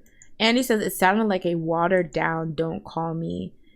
Sort of. Ooh. More mishmash. I keep saying mishmash. I like Don't Call Me. Don't Call Me. Don't Call Me. That is. That was a good song. That's interesting. Okay, now you guys, now I need to listen to this after stream because what in the world? Did you want to talk about the Weekend Jenny Lily Rose Depp song? Did not listen to that. I meant to, because when I saw it, I was like, "Ooh, they released a song together." I didn't even know what's her name sang. Oh, Lily Rose Rose Depp. Depp? Well, her character's a pop star in the thing. But that doesn't mean she sings. I mean, I hope she I never would hear sing. anybody. Nobody ever talks about her singing. I feel like every time I hear about it, it's like Jenny sang, Jenny was Well, dancing. I mean, And Lily because Rose Blinks was are like, anyway. Blinks are like, anyway, going to the main event. Yeah, she does have another song in the show called like Lego Slut or something like that. I don't fucking know. What is it called?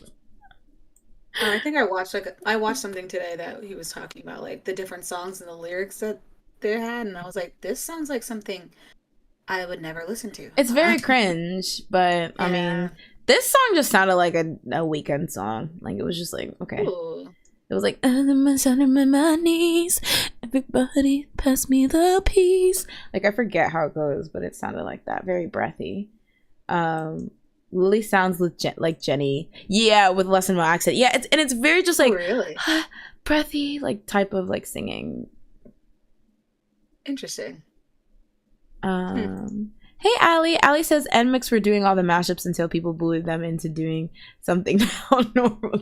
And what sucks is that it paid off, because I'm pretty sure that song they came out with, I remember the Ding Ding Dong song. People really like that. The Love Me Like Oh This, yeah. like I feel like they like did this, really Love Me good. Right Back. Those songs did really good. Like got more attention. So it was like, yeah, well, I guess we're going with that now. I think Dice didn't do that bad.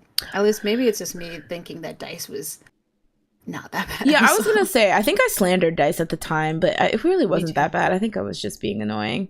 Oh, it's still bad though. Yeah. I'm sorry, anyone that likes it, but for me, no. Agreed. No.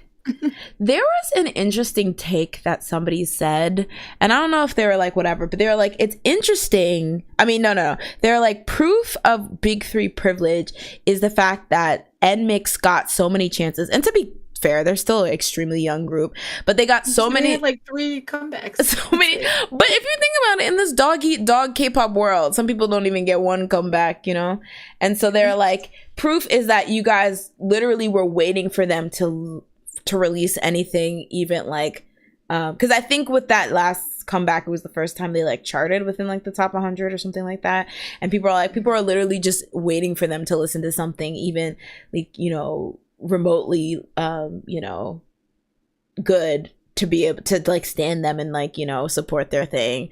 Meanwhile small labels suffer on their own. But yeah, That's why they can't do experimental stuff like that.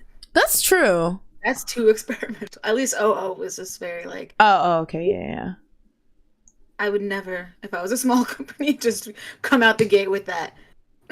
No. Absolutely not. Big wave.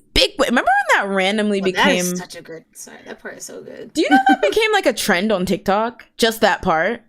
As it should. I think that's why I started to like it. I kept seeing it so much. Where it was like, big wave. Buddha, like her doing the dance move. And I'd be like, ooh. You're onto something. I don't know what it is. You're like, I'm kind of picking up what you're putting down. Oh, also, before we move on, I didn't listen to Wicked Love, but I did see that people, including myself, are kind of confused because so Yena, she's coming out with like, I think a new album.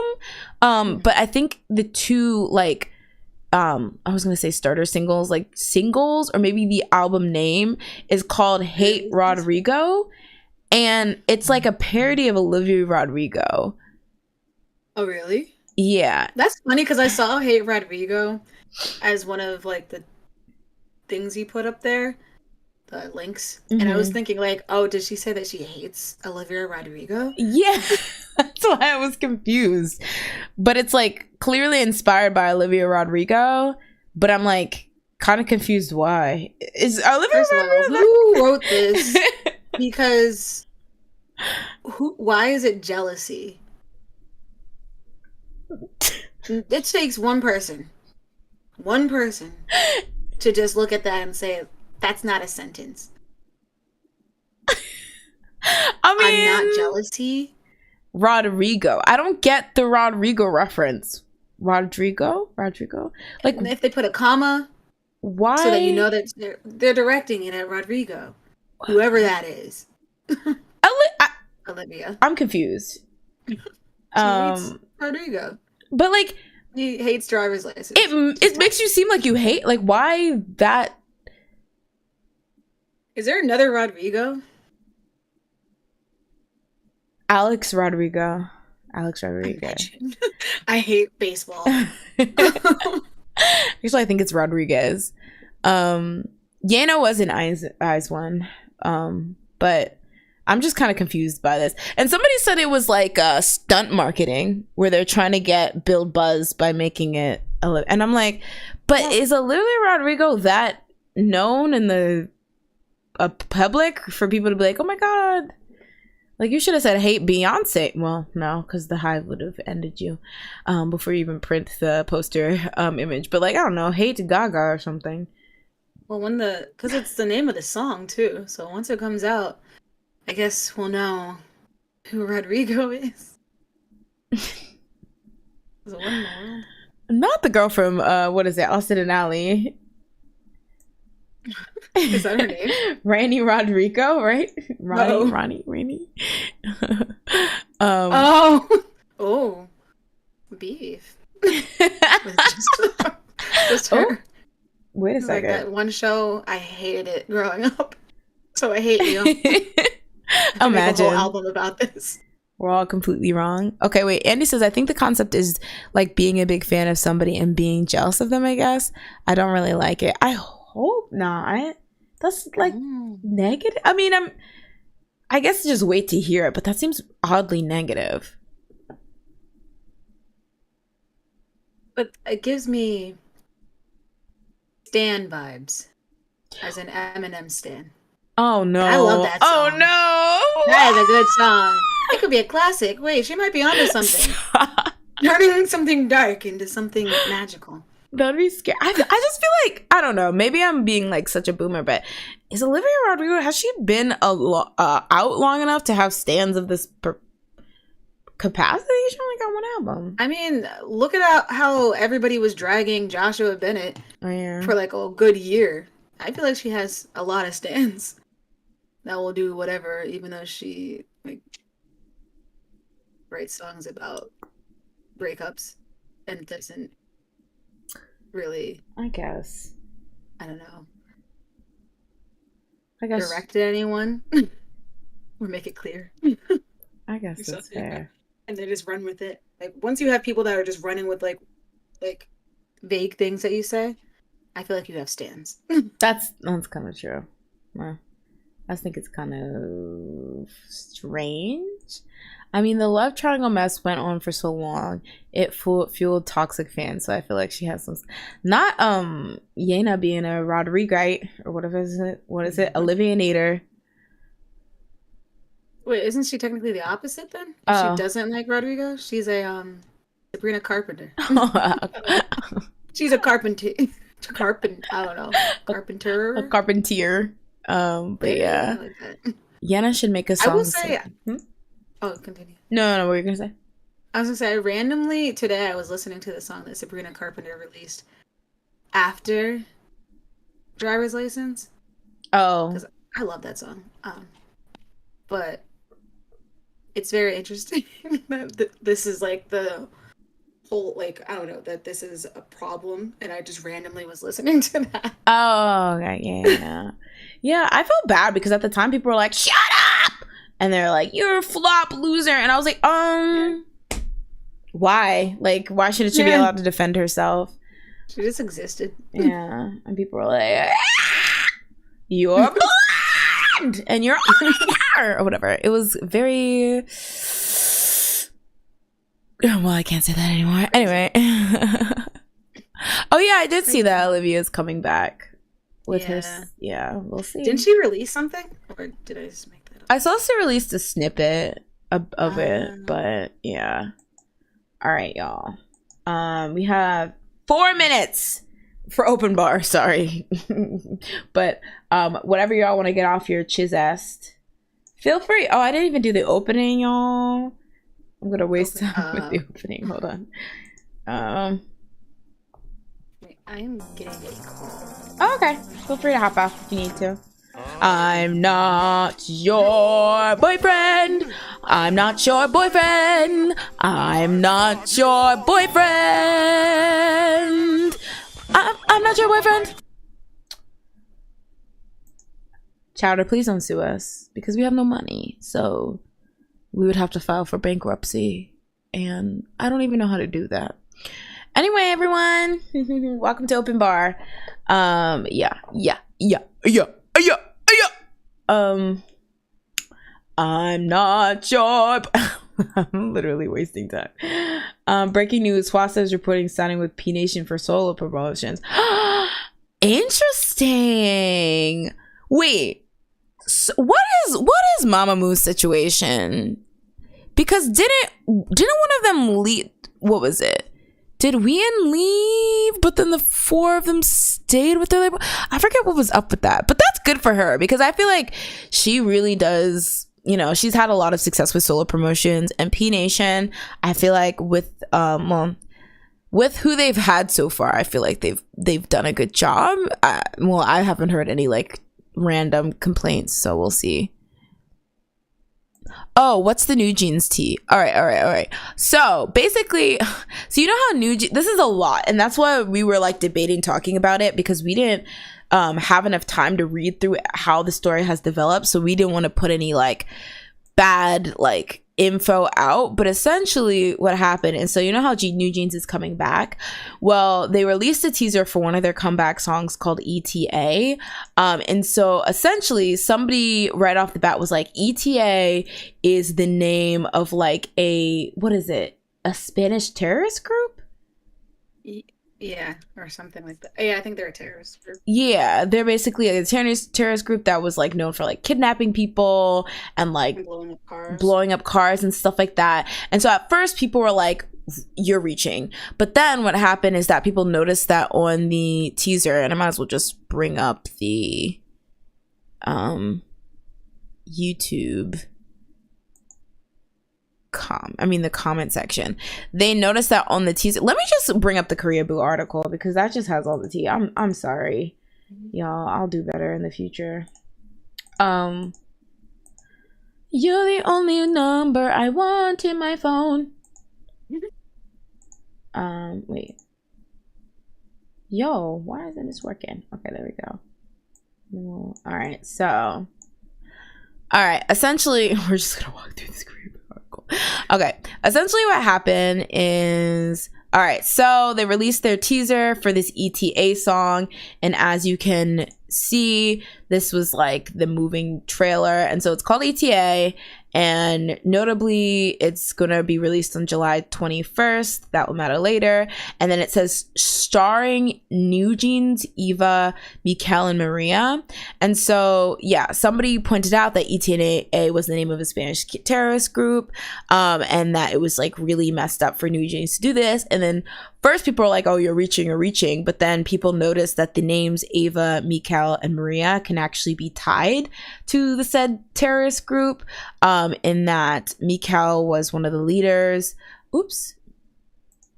Maria was the leader's wife, and then it says Eva was a victim here, but I was reading on Reddit that apparently that was a mix-up, that it was actually the name of a victim's daughter, I believe. Was that it? Yeah, I think so. Yeah. And then this person in particular added that the car was like a used method of their attacks. So then people were like, okay, that's kind of like, at first the ETA thing, a lot of people know ETA stands for estimated time of arrival, so they thought it was a reach. But then when this like connection happened, a lot of people were like, wait a second, that's really weird. And so additionally, people just kept on finding things that kind of like matched. Here it says the day of the leader's trial, but I saw like another thing that there was like, they were saying that the 21st was like a day of like a attack that happened on the Reddit. It was like 2 separate attacks. Yeah. So yeah, this is just an article with people just basically connecting dots. Some people saying it's kind of a reach, other people saying that it's messed up, some people saying, you know, this is the CEO at it again being messy for no reason, and that people shouldn't you know, blame New Jeans. Now, one of the things is that at one point New Jeans, when they posted an additional teaser, they made sure to outline that it actually meant estimated time of arrival. So they're like, you hoes need to shut up. But I think, you know, I don't know, people, you guys already know that people think Fine Min Heejin really shady, so, you know, people weren't really just like willing to let this go. But it's basically, a lot of people feel like it's putting a bit of a tarnish on their upcoming comeback, because it's like, this is too much. Like, even if she was just using it as an aesthetic, which is weird as hell, a lot of people were like, this is like too much, to like, this is weird, like, why would you do this? Now I wonder, I don't know, it's weird. Leanne says, see, if this was one isolated incident, maybe I would have given them benefit of doubt, but this is very much becoming a pattern with Adora and Heejin, where they keep hiding behind plausible deniability. Yeah. And my thing is, if this was true and you just messed up because you thought it would be like remember when Suga got in trouble because he had like some sound bites from a cult leader in his thing, the Jamestown or something. Yeah, and it was like there are so many debates where people are like, oh, he's subverting whatever, but then it ended up that it was just like, well, I think Big Hit ended up taking the blame, and they're like, oh, we're just gonna remove it or whatever. And it's like, I don't really know what happened there, but it's like, just admit that you were using it for aesthetic reasons, but you didn't like think the full way through, whatever. I think if they did really, because I don't know, I don't know what's going through their head, but if they really did do it, but because they thought it would be a cool aesthetic, but didn't really think through how people might have thought that this was tacky or like just like whatever, why not just be like, we were trying to use it for an aesthetic, it was lame, and or we didn't think it through, so we're gonna try to like redo it or whatever. But like, if they did do that, I feel like, ew. Like, I feel like ew. And I feel like the fact that they don't want to say anything makes me feel like they did do it. Yeah. And they just don't want to say anything. Yeah. Because I feel like just being like, it's a coincidence, that's coincidencing too much, like, for me. Yeah. So I'd rather have it as like, oh, we thought it would be cool, but now we realize how it was tacky and we're going to try to change it, than just be like, shut up. You know, but it's weird. But yeah, I don't know. It's just so specific. Like, why? Yeah. Yeah, that's really weird. I was very confused. I really thought, like, at first, when I first skimmed this, I was like, oh, they're just talking about ETA. I get, like, yeah, I guess, but like, no one's really thinking that. If you, like, probably in the English world, I feel like you wouldn't associate it with that. But then I like read it again later on and was like, wait a minute. Oh, who are these people and why they list them? Exactly. Like, why did you do that? Exactly. I feel so bad because apparently one of the like first like people on Twitter to like point it out got like dogpiled on, but then people started making like a lot of their tweets are like deleted, but then people started making, they're like, wait a second, there are actually a lot of connections to this, because it does sound wild to be like ETA means this when like a lot of people know it as estimated time of arrival. But yeah, that's kind of scary. I'm just confused on why, like, they in the fix for the teaser or whatever, where they put like, oh, it means estimated time. Why wouldn't they just also describe who those people are? Yeah, that's true. Because I feel like, how do you even describe that? Like, there's no way you can be like, oh, these are just random names we picked. Yeah. Like, but why is it like, doesn't it say like with them? Yeah, like, New Jeans, and then the, oh well, it says in the first one. Are they singers? It's like, say something. Yeah, that's really weird. That's really weird. That's strange. I mean, I guess maybe they're like, we want to say something, but then we also don't want to spoil the video, so Maybe that's what they're holding on to. They're like, we already filmed this, we already edited it, it's coming out, so if we have to scrap it, that's gonna be so much money. You don't even have to scrap it if it has nothing to do with them. Just say that it has nothing to do with them, and you'll see in the music video. But maybe it does, and they thought they were about to eat. Yeah, that's why I'm like, the only thing I can think of is that they really did use these people's names, and now it's like, well, we can't go back. Maybe if we don't say anything, people will forget. I don't know. Yeah. XXXX. Yeah, a lot of people are saying, yeah, it's kind of weird, like, because like people are saying, oh, you know, it seems like they're doing rage bait and they're trying to be edgy or whatever. But why of all groups do that with New Jeans, who has the most, like, I don't want to say goody two shoes, but like girl next door. First of all, they're huge, so like I don't understand why you would need any of that kind of marketing for them. But second of all, they have the most, like, out of all like the new girl groups, they have the most like girl next door, like soft girl image. Like, why would you be like, all right, and then like that's really weird. Yeah, it's a mess. All right, guys, you don't actually have to go home, but you gotta get the heck out of here. Thank you guys so much for joining us again on another wonderful episode of The Sleepy Idol. Thank you everyone who came by, chatted, talked, kikied, threw shade. I actually did not ask what everyone was drinking, which I usually do, but for next time. Jazz, is there anything? Weeks. I know.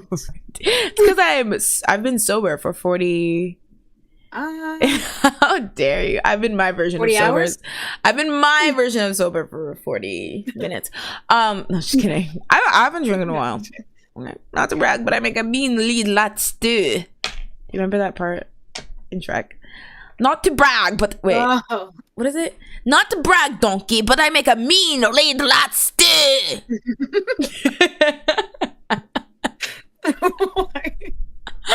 Why the stew like that? That's how he says it. And he's also like, August are like that's bad. I remember that. That'll do, donkey. That'll do. Thank you. I am Irish. I'm 23. No wait. I'm 2.3% Irish. Thank you. I'm 8.9. Wow. So you had to out-Irish me in front of the Irish consulate. They're here in the chat. I mean, I don't even think I'm Irish. I think I'm Scottish. Yeah, exactly. So please don't wear my nationality as a costume. You're 2.3. That'll do, don't care. That'll do. All the Irish people were like, what the heck is going on? It's not how we sound. Wait, is this a Scottish? Oh, that's true. Irish. Oh yeah, he's Scottish. Yeah, he's Scottish. That'll do. They like Irish is more like sing-songy. That'll do, donkey. That'll do. Oh, okay. How dare you? Wait, that'll do, donkey. That will do.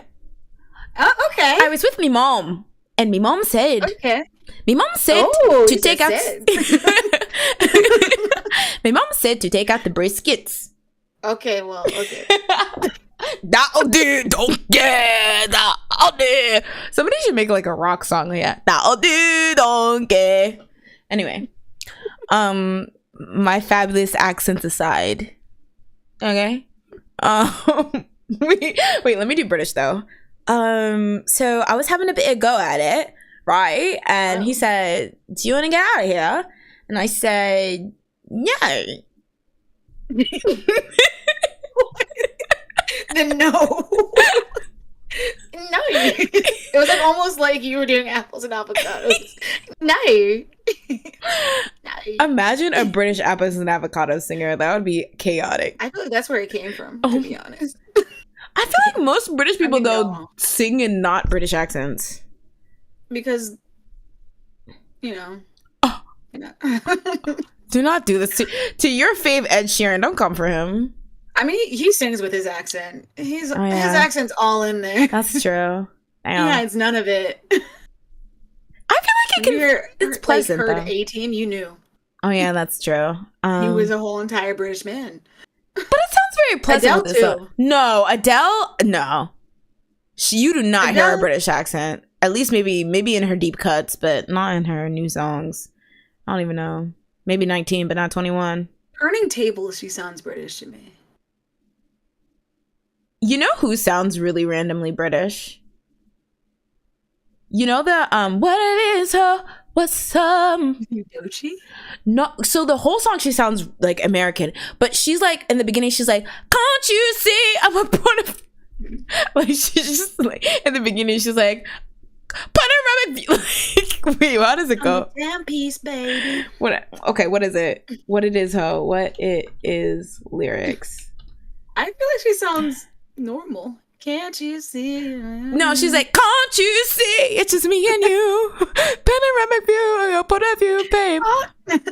Can't. It's just the can't. She's like, "Can't you see?" Like she gets possessed by Susan Boyle. Can't you see? Just Susan Boyle. Because she's an icon. Like, I gotta get in here. She's like, "Can't you see?" What did she sing? The water is what? Honestly, She's singing the Les Mis song. On my own. No. Oh. The what is it? Now I can't even hear it. It probably went like on my own. Not Susan deserved Adele's career. Perhaps. Susan didn't write. Oh, I guess that's true. She's saying, "What is that song? Why can't I hear it?" I told you. It's not on my own. Wait, is it It's the one that Anne Hathaway sang in the movie.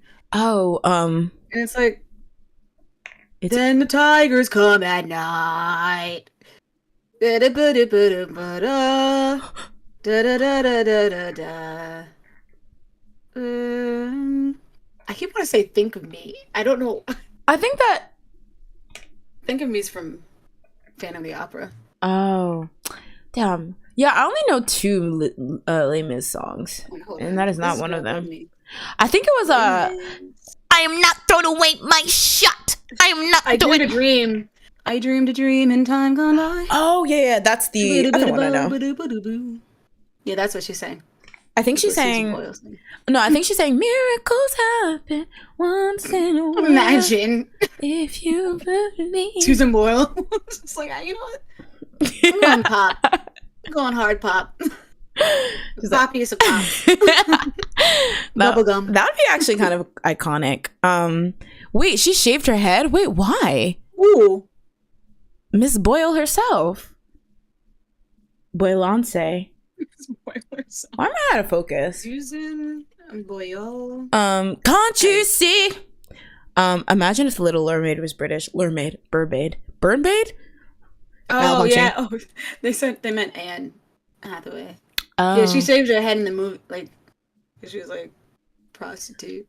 Oh. She was dying.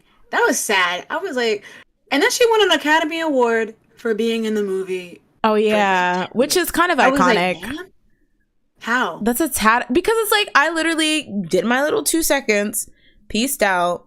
She said, "I dreamed a dream that I'm getting this Oscar." She was like, period. She's like, "I dreamed a dream."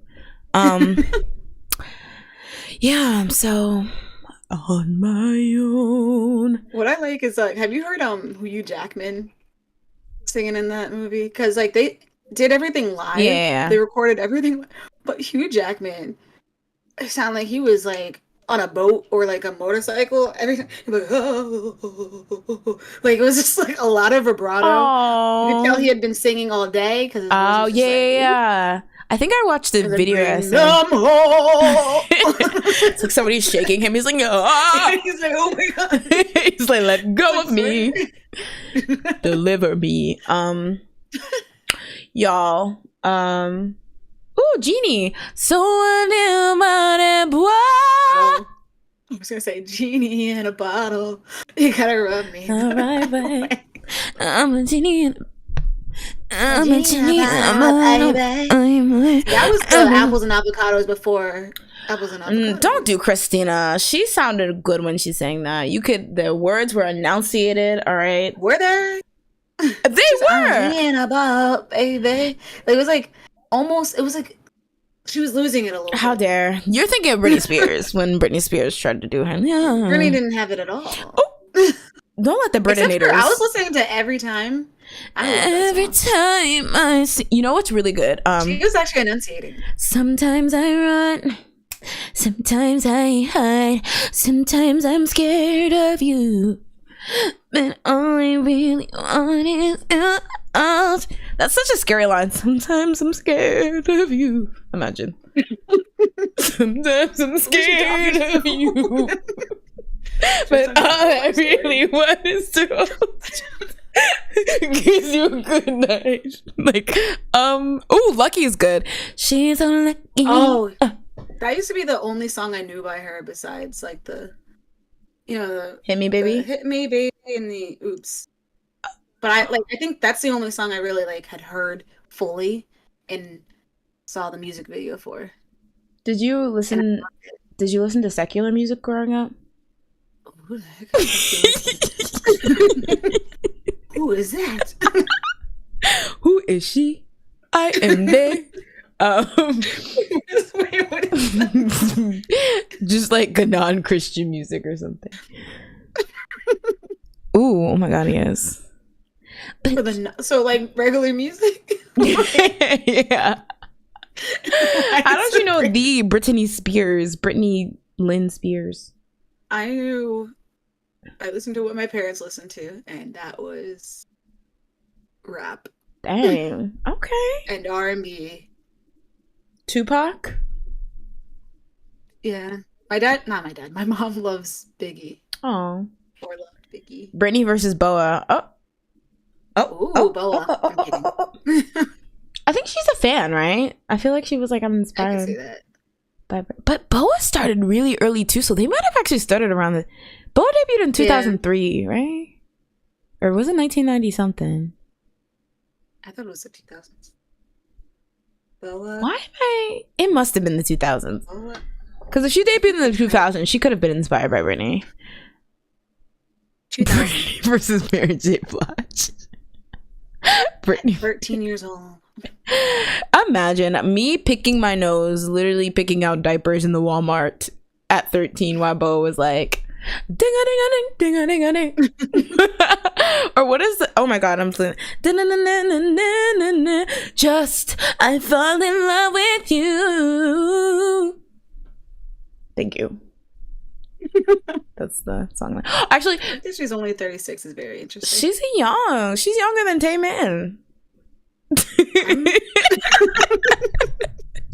I don't think so. Sorry, I meant Xiumin.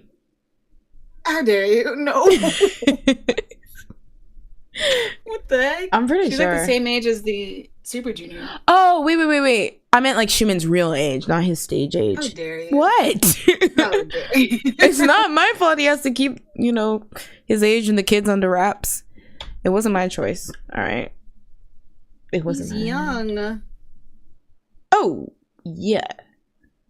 How old's Dio then? Xiumin's older. Dio is the age she said. Xiumin was born in the 40s. In the 40s? Imagine. I mean, he'd be a vampire. Yeah, I was gonna say. I wish. It's a compliment. I was saying he looks young for his age. Ah. Okay. Wait. Very much young. I wanted to sing something real quick for the real Boa stands. Feel my brand new beat. Nana no jojo woge. Something good kinda. So cool, so bright, feels so good. Don't look back, baby, only look at me.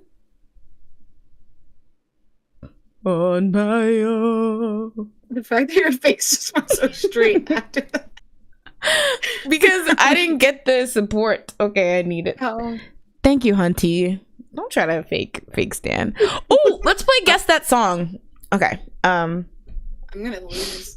Wait. Depending on the Honanis, is synonymous, sconanis. Oh, that's Mama.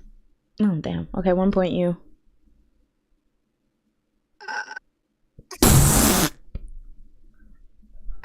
Dang.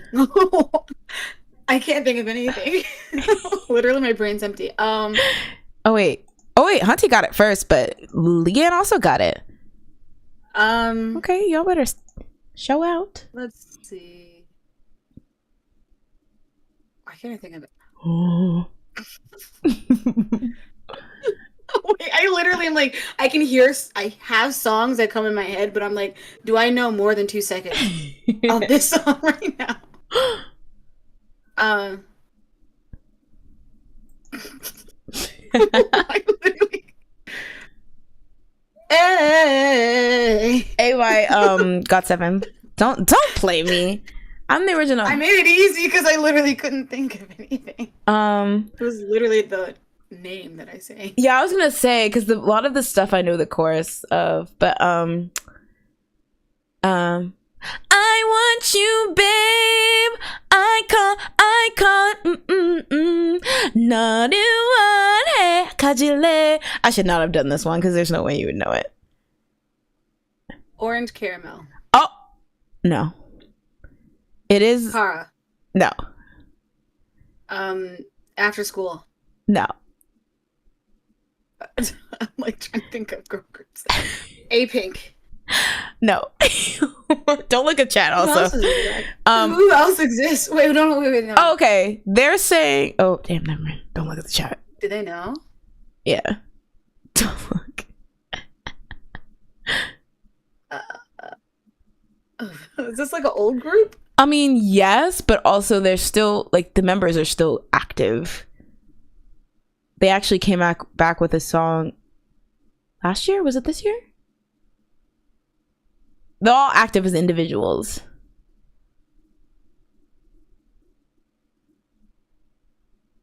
What? I'm sorry, y'all. I should have never did that. It was SNSD. Chocolate. It was called Chocolate. SNSD. You know, technically, you could have said FX because FX also released a version of this song. They did it for a ad. I think I heard about this. Yeah. Well. Sorry. Also, kudos to everyone who got it in the chat. What song can I do that would stump you? Do anything from a boy group from like 20. I know that I'm already thinking, okay, but I just can't. Yeah, it was a phone ad. The LG chocolate phone, I think. Oh my gosh. Oh yeah, I do remember. So yeah, I've definitely heard that song. I just don't know it.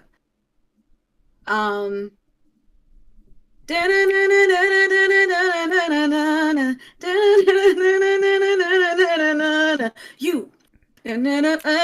Beautiful, what's up? Oh my God. Tell me what's up. Oh, is it B1A4? Oh, yeah, it is. Wow, I actually knew that. Oh, okay. I don't have to guess the name, the title? Guess the name. I really can't. Okay, it's B1A4. I think it was the only words I said. Oh, good night, tomorrow. What's up? Moyo hey, or whatever it's called. It was what's up. Okay. What's up? Tell me what's because, up. Period. Let's see. I used to love that song. All right. Boom, boom, boom, boom. Boom, boom, boom, boom. Somebody new. Is that the why? Okay. Is that why? Who's it by? Well, M Black. Isn't that? Yeah, okay. Okay, fine. Fine, you got me. It's listen to my why. It's so doesn't make sense. Not my reason, but my why. Not Boom Boom Pow by Black Eyed Peas. Honestly, it did sound like that. I was like, wait, I literally said boom, boom, boom, boom. Wait. Oh, is it called What's Going On? Wait, now y'all knowing this. Okay, because I sometimes forget that y'all really do be second gen. So I think it's What's Happening. All right, your turn. Somebody new. I was like, is he glitching? It's like, what is going on? Possession. Okay. I said back. I don't know why these songs. Why am I like suddenly? You don't remember the boy group songs either? Hold on. No, like I suddenly am just like, who is what? Who is what? What is who?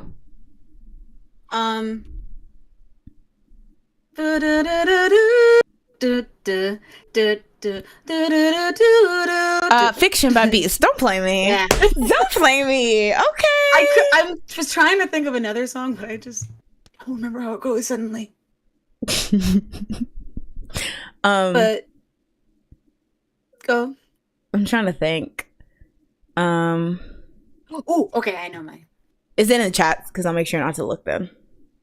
Hmm? Did anyone mention it in chat, or are you just like thought of one? Oh no, Okay. Oh damn. Should we just hum them? Yeah. Okay. That's why I was trying not to say the actual, because like me saying fiction is just. Let's see.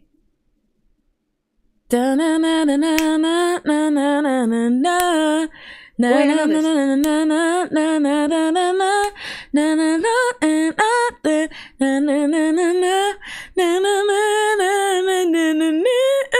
It's one of the many songs that sound the same from G-Friend, right? No. No? Oh no, there's the other one that sounds like Hey Pink. There are many songs. Pink Panda's Fire. Is this Chew? Yes. Oh, okay. Look at you. Look at doing some song. Exactly, Liam. We're gonna jump her after the show. Don't worry. I like the song is a good song. That is peak A Pink in my opinion. They were on to something with that 80s vibe. But yeah. The songs were songing. Okay, hold on. I need to. Okay. Da-da-da-da. Da-da-da-da-da-da-da-da-da. Da-da-da-da-da-da-da-da-da. Da-da-da-da-da-da-da-da-da. I've never heard this song in my life. I'm guessing this is a Vic song. Oh no, it's Infinite. Infinite. Where your kids at? Where the kids at? Where the hoes at by Infinite?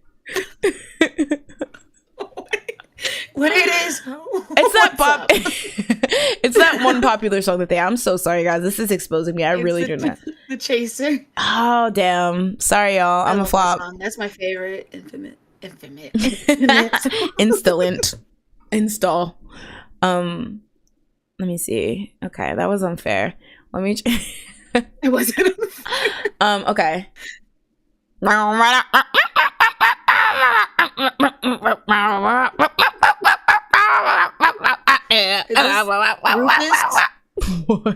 Rufus? What is that? Oh my god. Right. Minus points. Minus points for that one. Oh,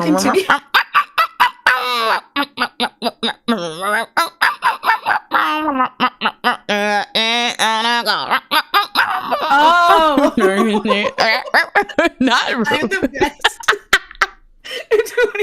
What? Oh, now I get what you were doing. I'm sorry, Robot Chicken. Y'all want to fight? Because we can go. Is that a dog? You realize I'm like.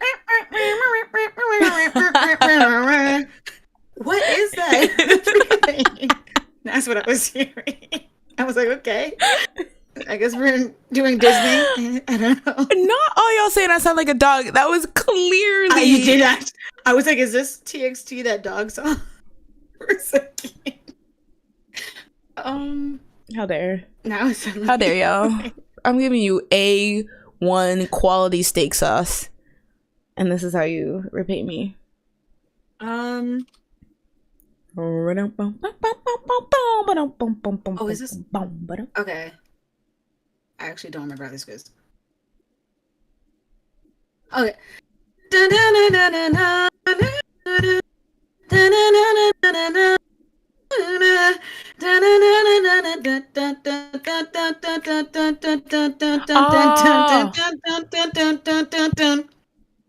Dun, dun, dun, dun, dun, dun, dun, dun, dun, dun, dun. Wait. Okay. It's probably a Vix song because it's giving Vix. Vix Chained Up. No. The game. The arcade. It was before that. It was like their earlier album. Game Boy, the one when they're in the arcade. No, it was after that. That was their debut song. Okay, Vixed, Game Boy Advanced. No, it's called Hide. Oh my god. I'm being exposed. All my freaking K-pop credit is going down the drain because you of didn't this. listen to Vix. I mean, Except for Chained Up. Chained which Up, was good. Chained Up. And hot enough, or whatever that was on the Chained Up album. Another bop of a song.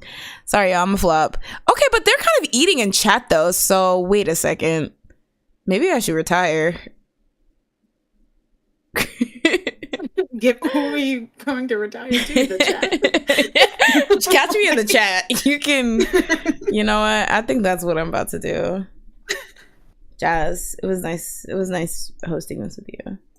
Oh, it's my show now, and with that, the show is canceled. Sorry. I still hear you. Are you sure you retired? Are you just... All right, let's see. What's another song? I don't know. My brain. I can't think on the spot. It's so bad. You really went. Get out of here. I can't.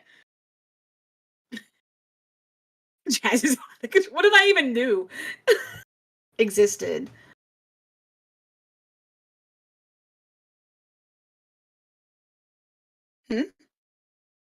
Sorry, I'm just. Hunty, did you not know what happened with Ravi? Oh, Ravi's he's in trouble. Yeah. He's probably in jail. Yeah. Sadly.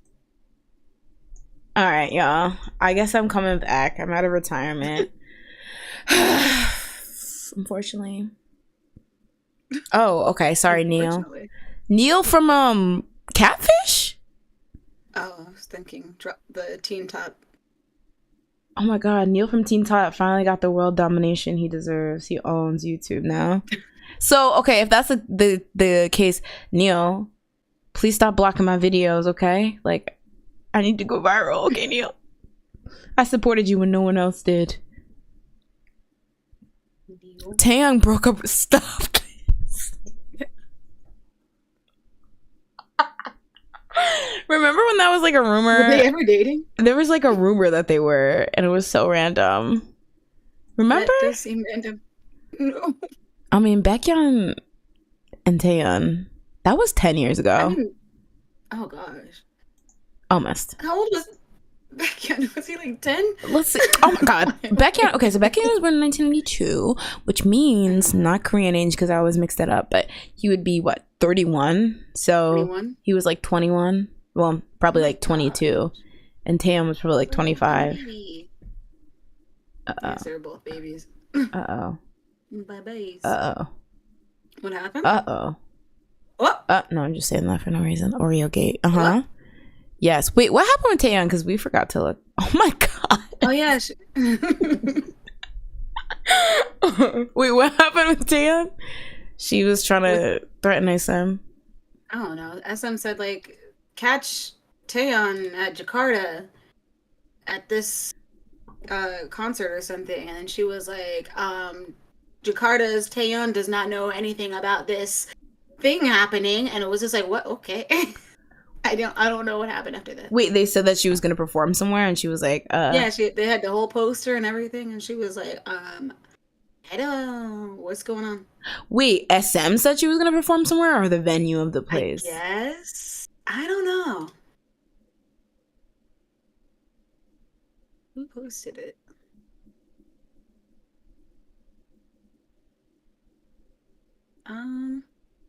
What even? I don't even know. That's so, like, what did you expect? If you didn't confirm with her, what did you expect? Like, what? See, Yeah. Taeyeon, when she got rid of Jessica, she really reached her full potential. So don't think you're about to play in her face, okay? Maybe SM put it. She said Taeyeon concert in Jakarta Nim doesn't know what they're talking about. Dang. Nim? Eat them up.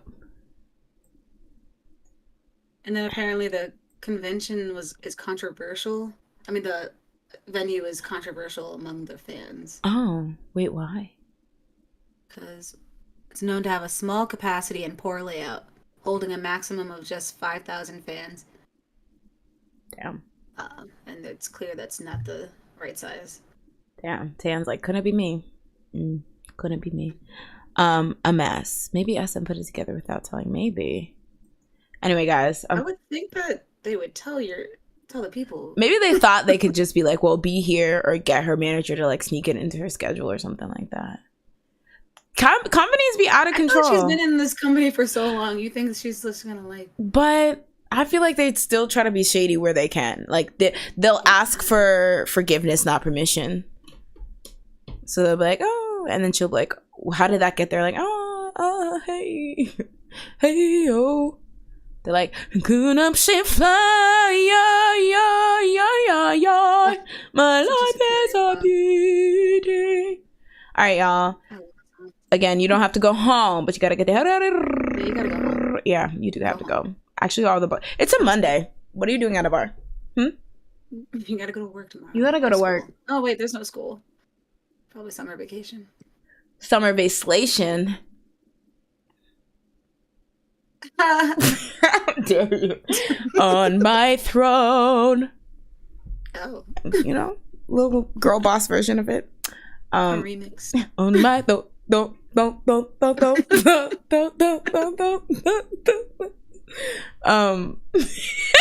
the beat drop.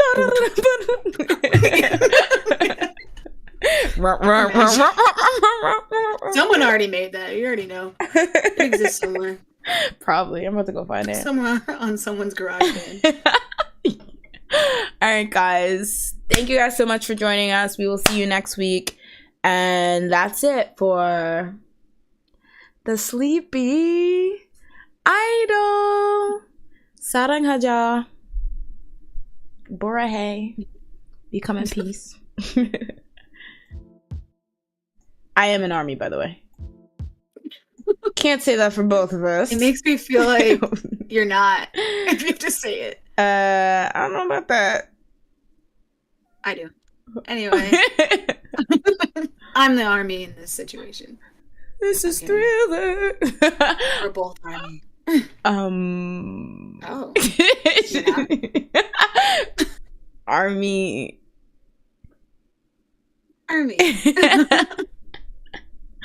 You know, I just don't watch everything. I'm like part-time. Same, honestly. Just because like my job makes it so, and you know, my kids and stuff. Your kids. Me and Chen's kids. Oh wait, I can't say that. Why did I say that? Why have I besmirched Chen the Great? All right, y'all. See ya. Bye. Bye. I'm not a mother. I'm mother. Is that how it goes? Mother? Mover? Mother. I don't even know. Sorry. I'm 50, y'all.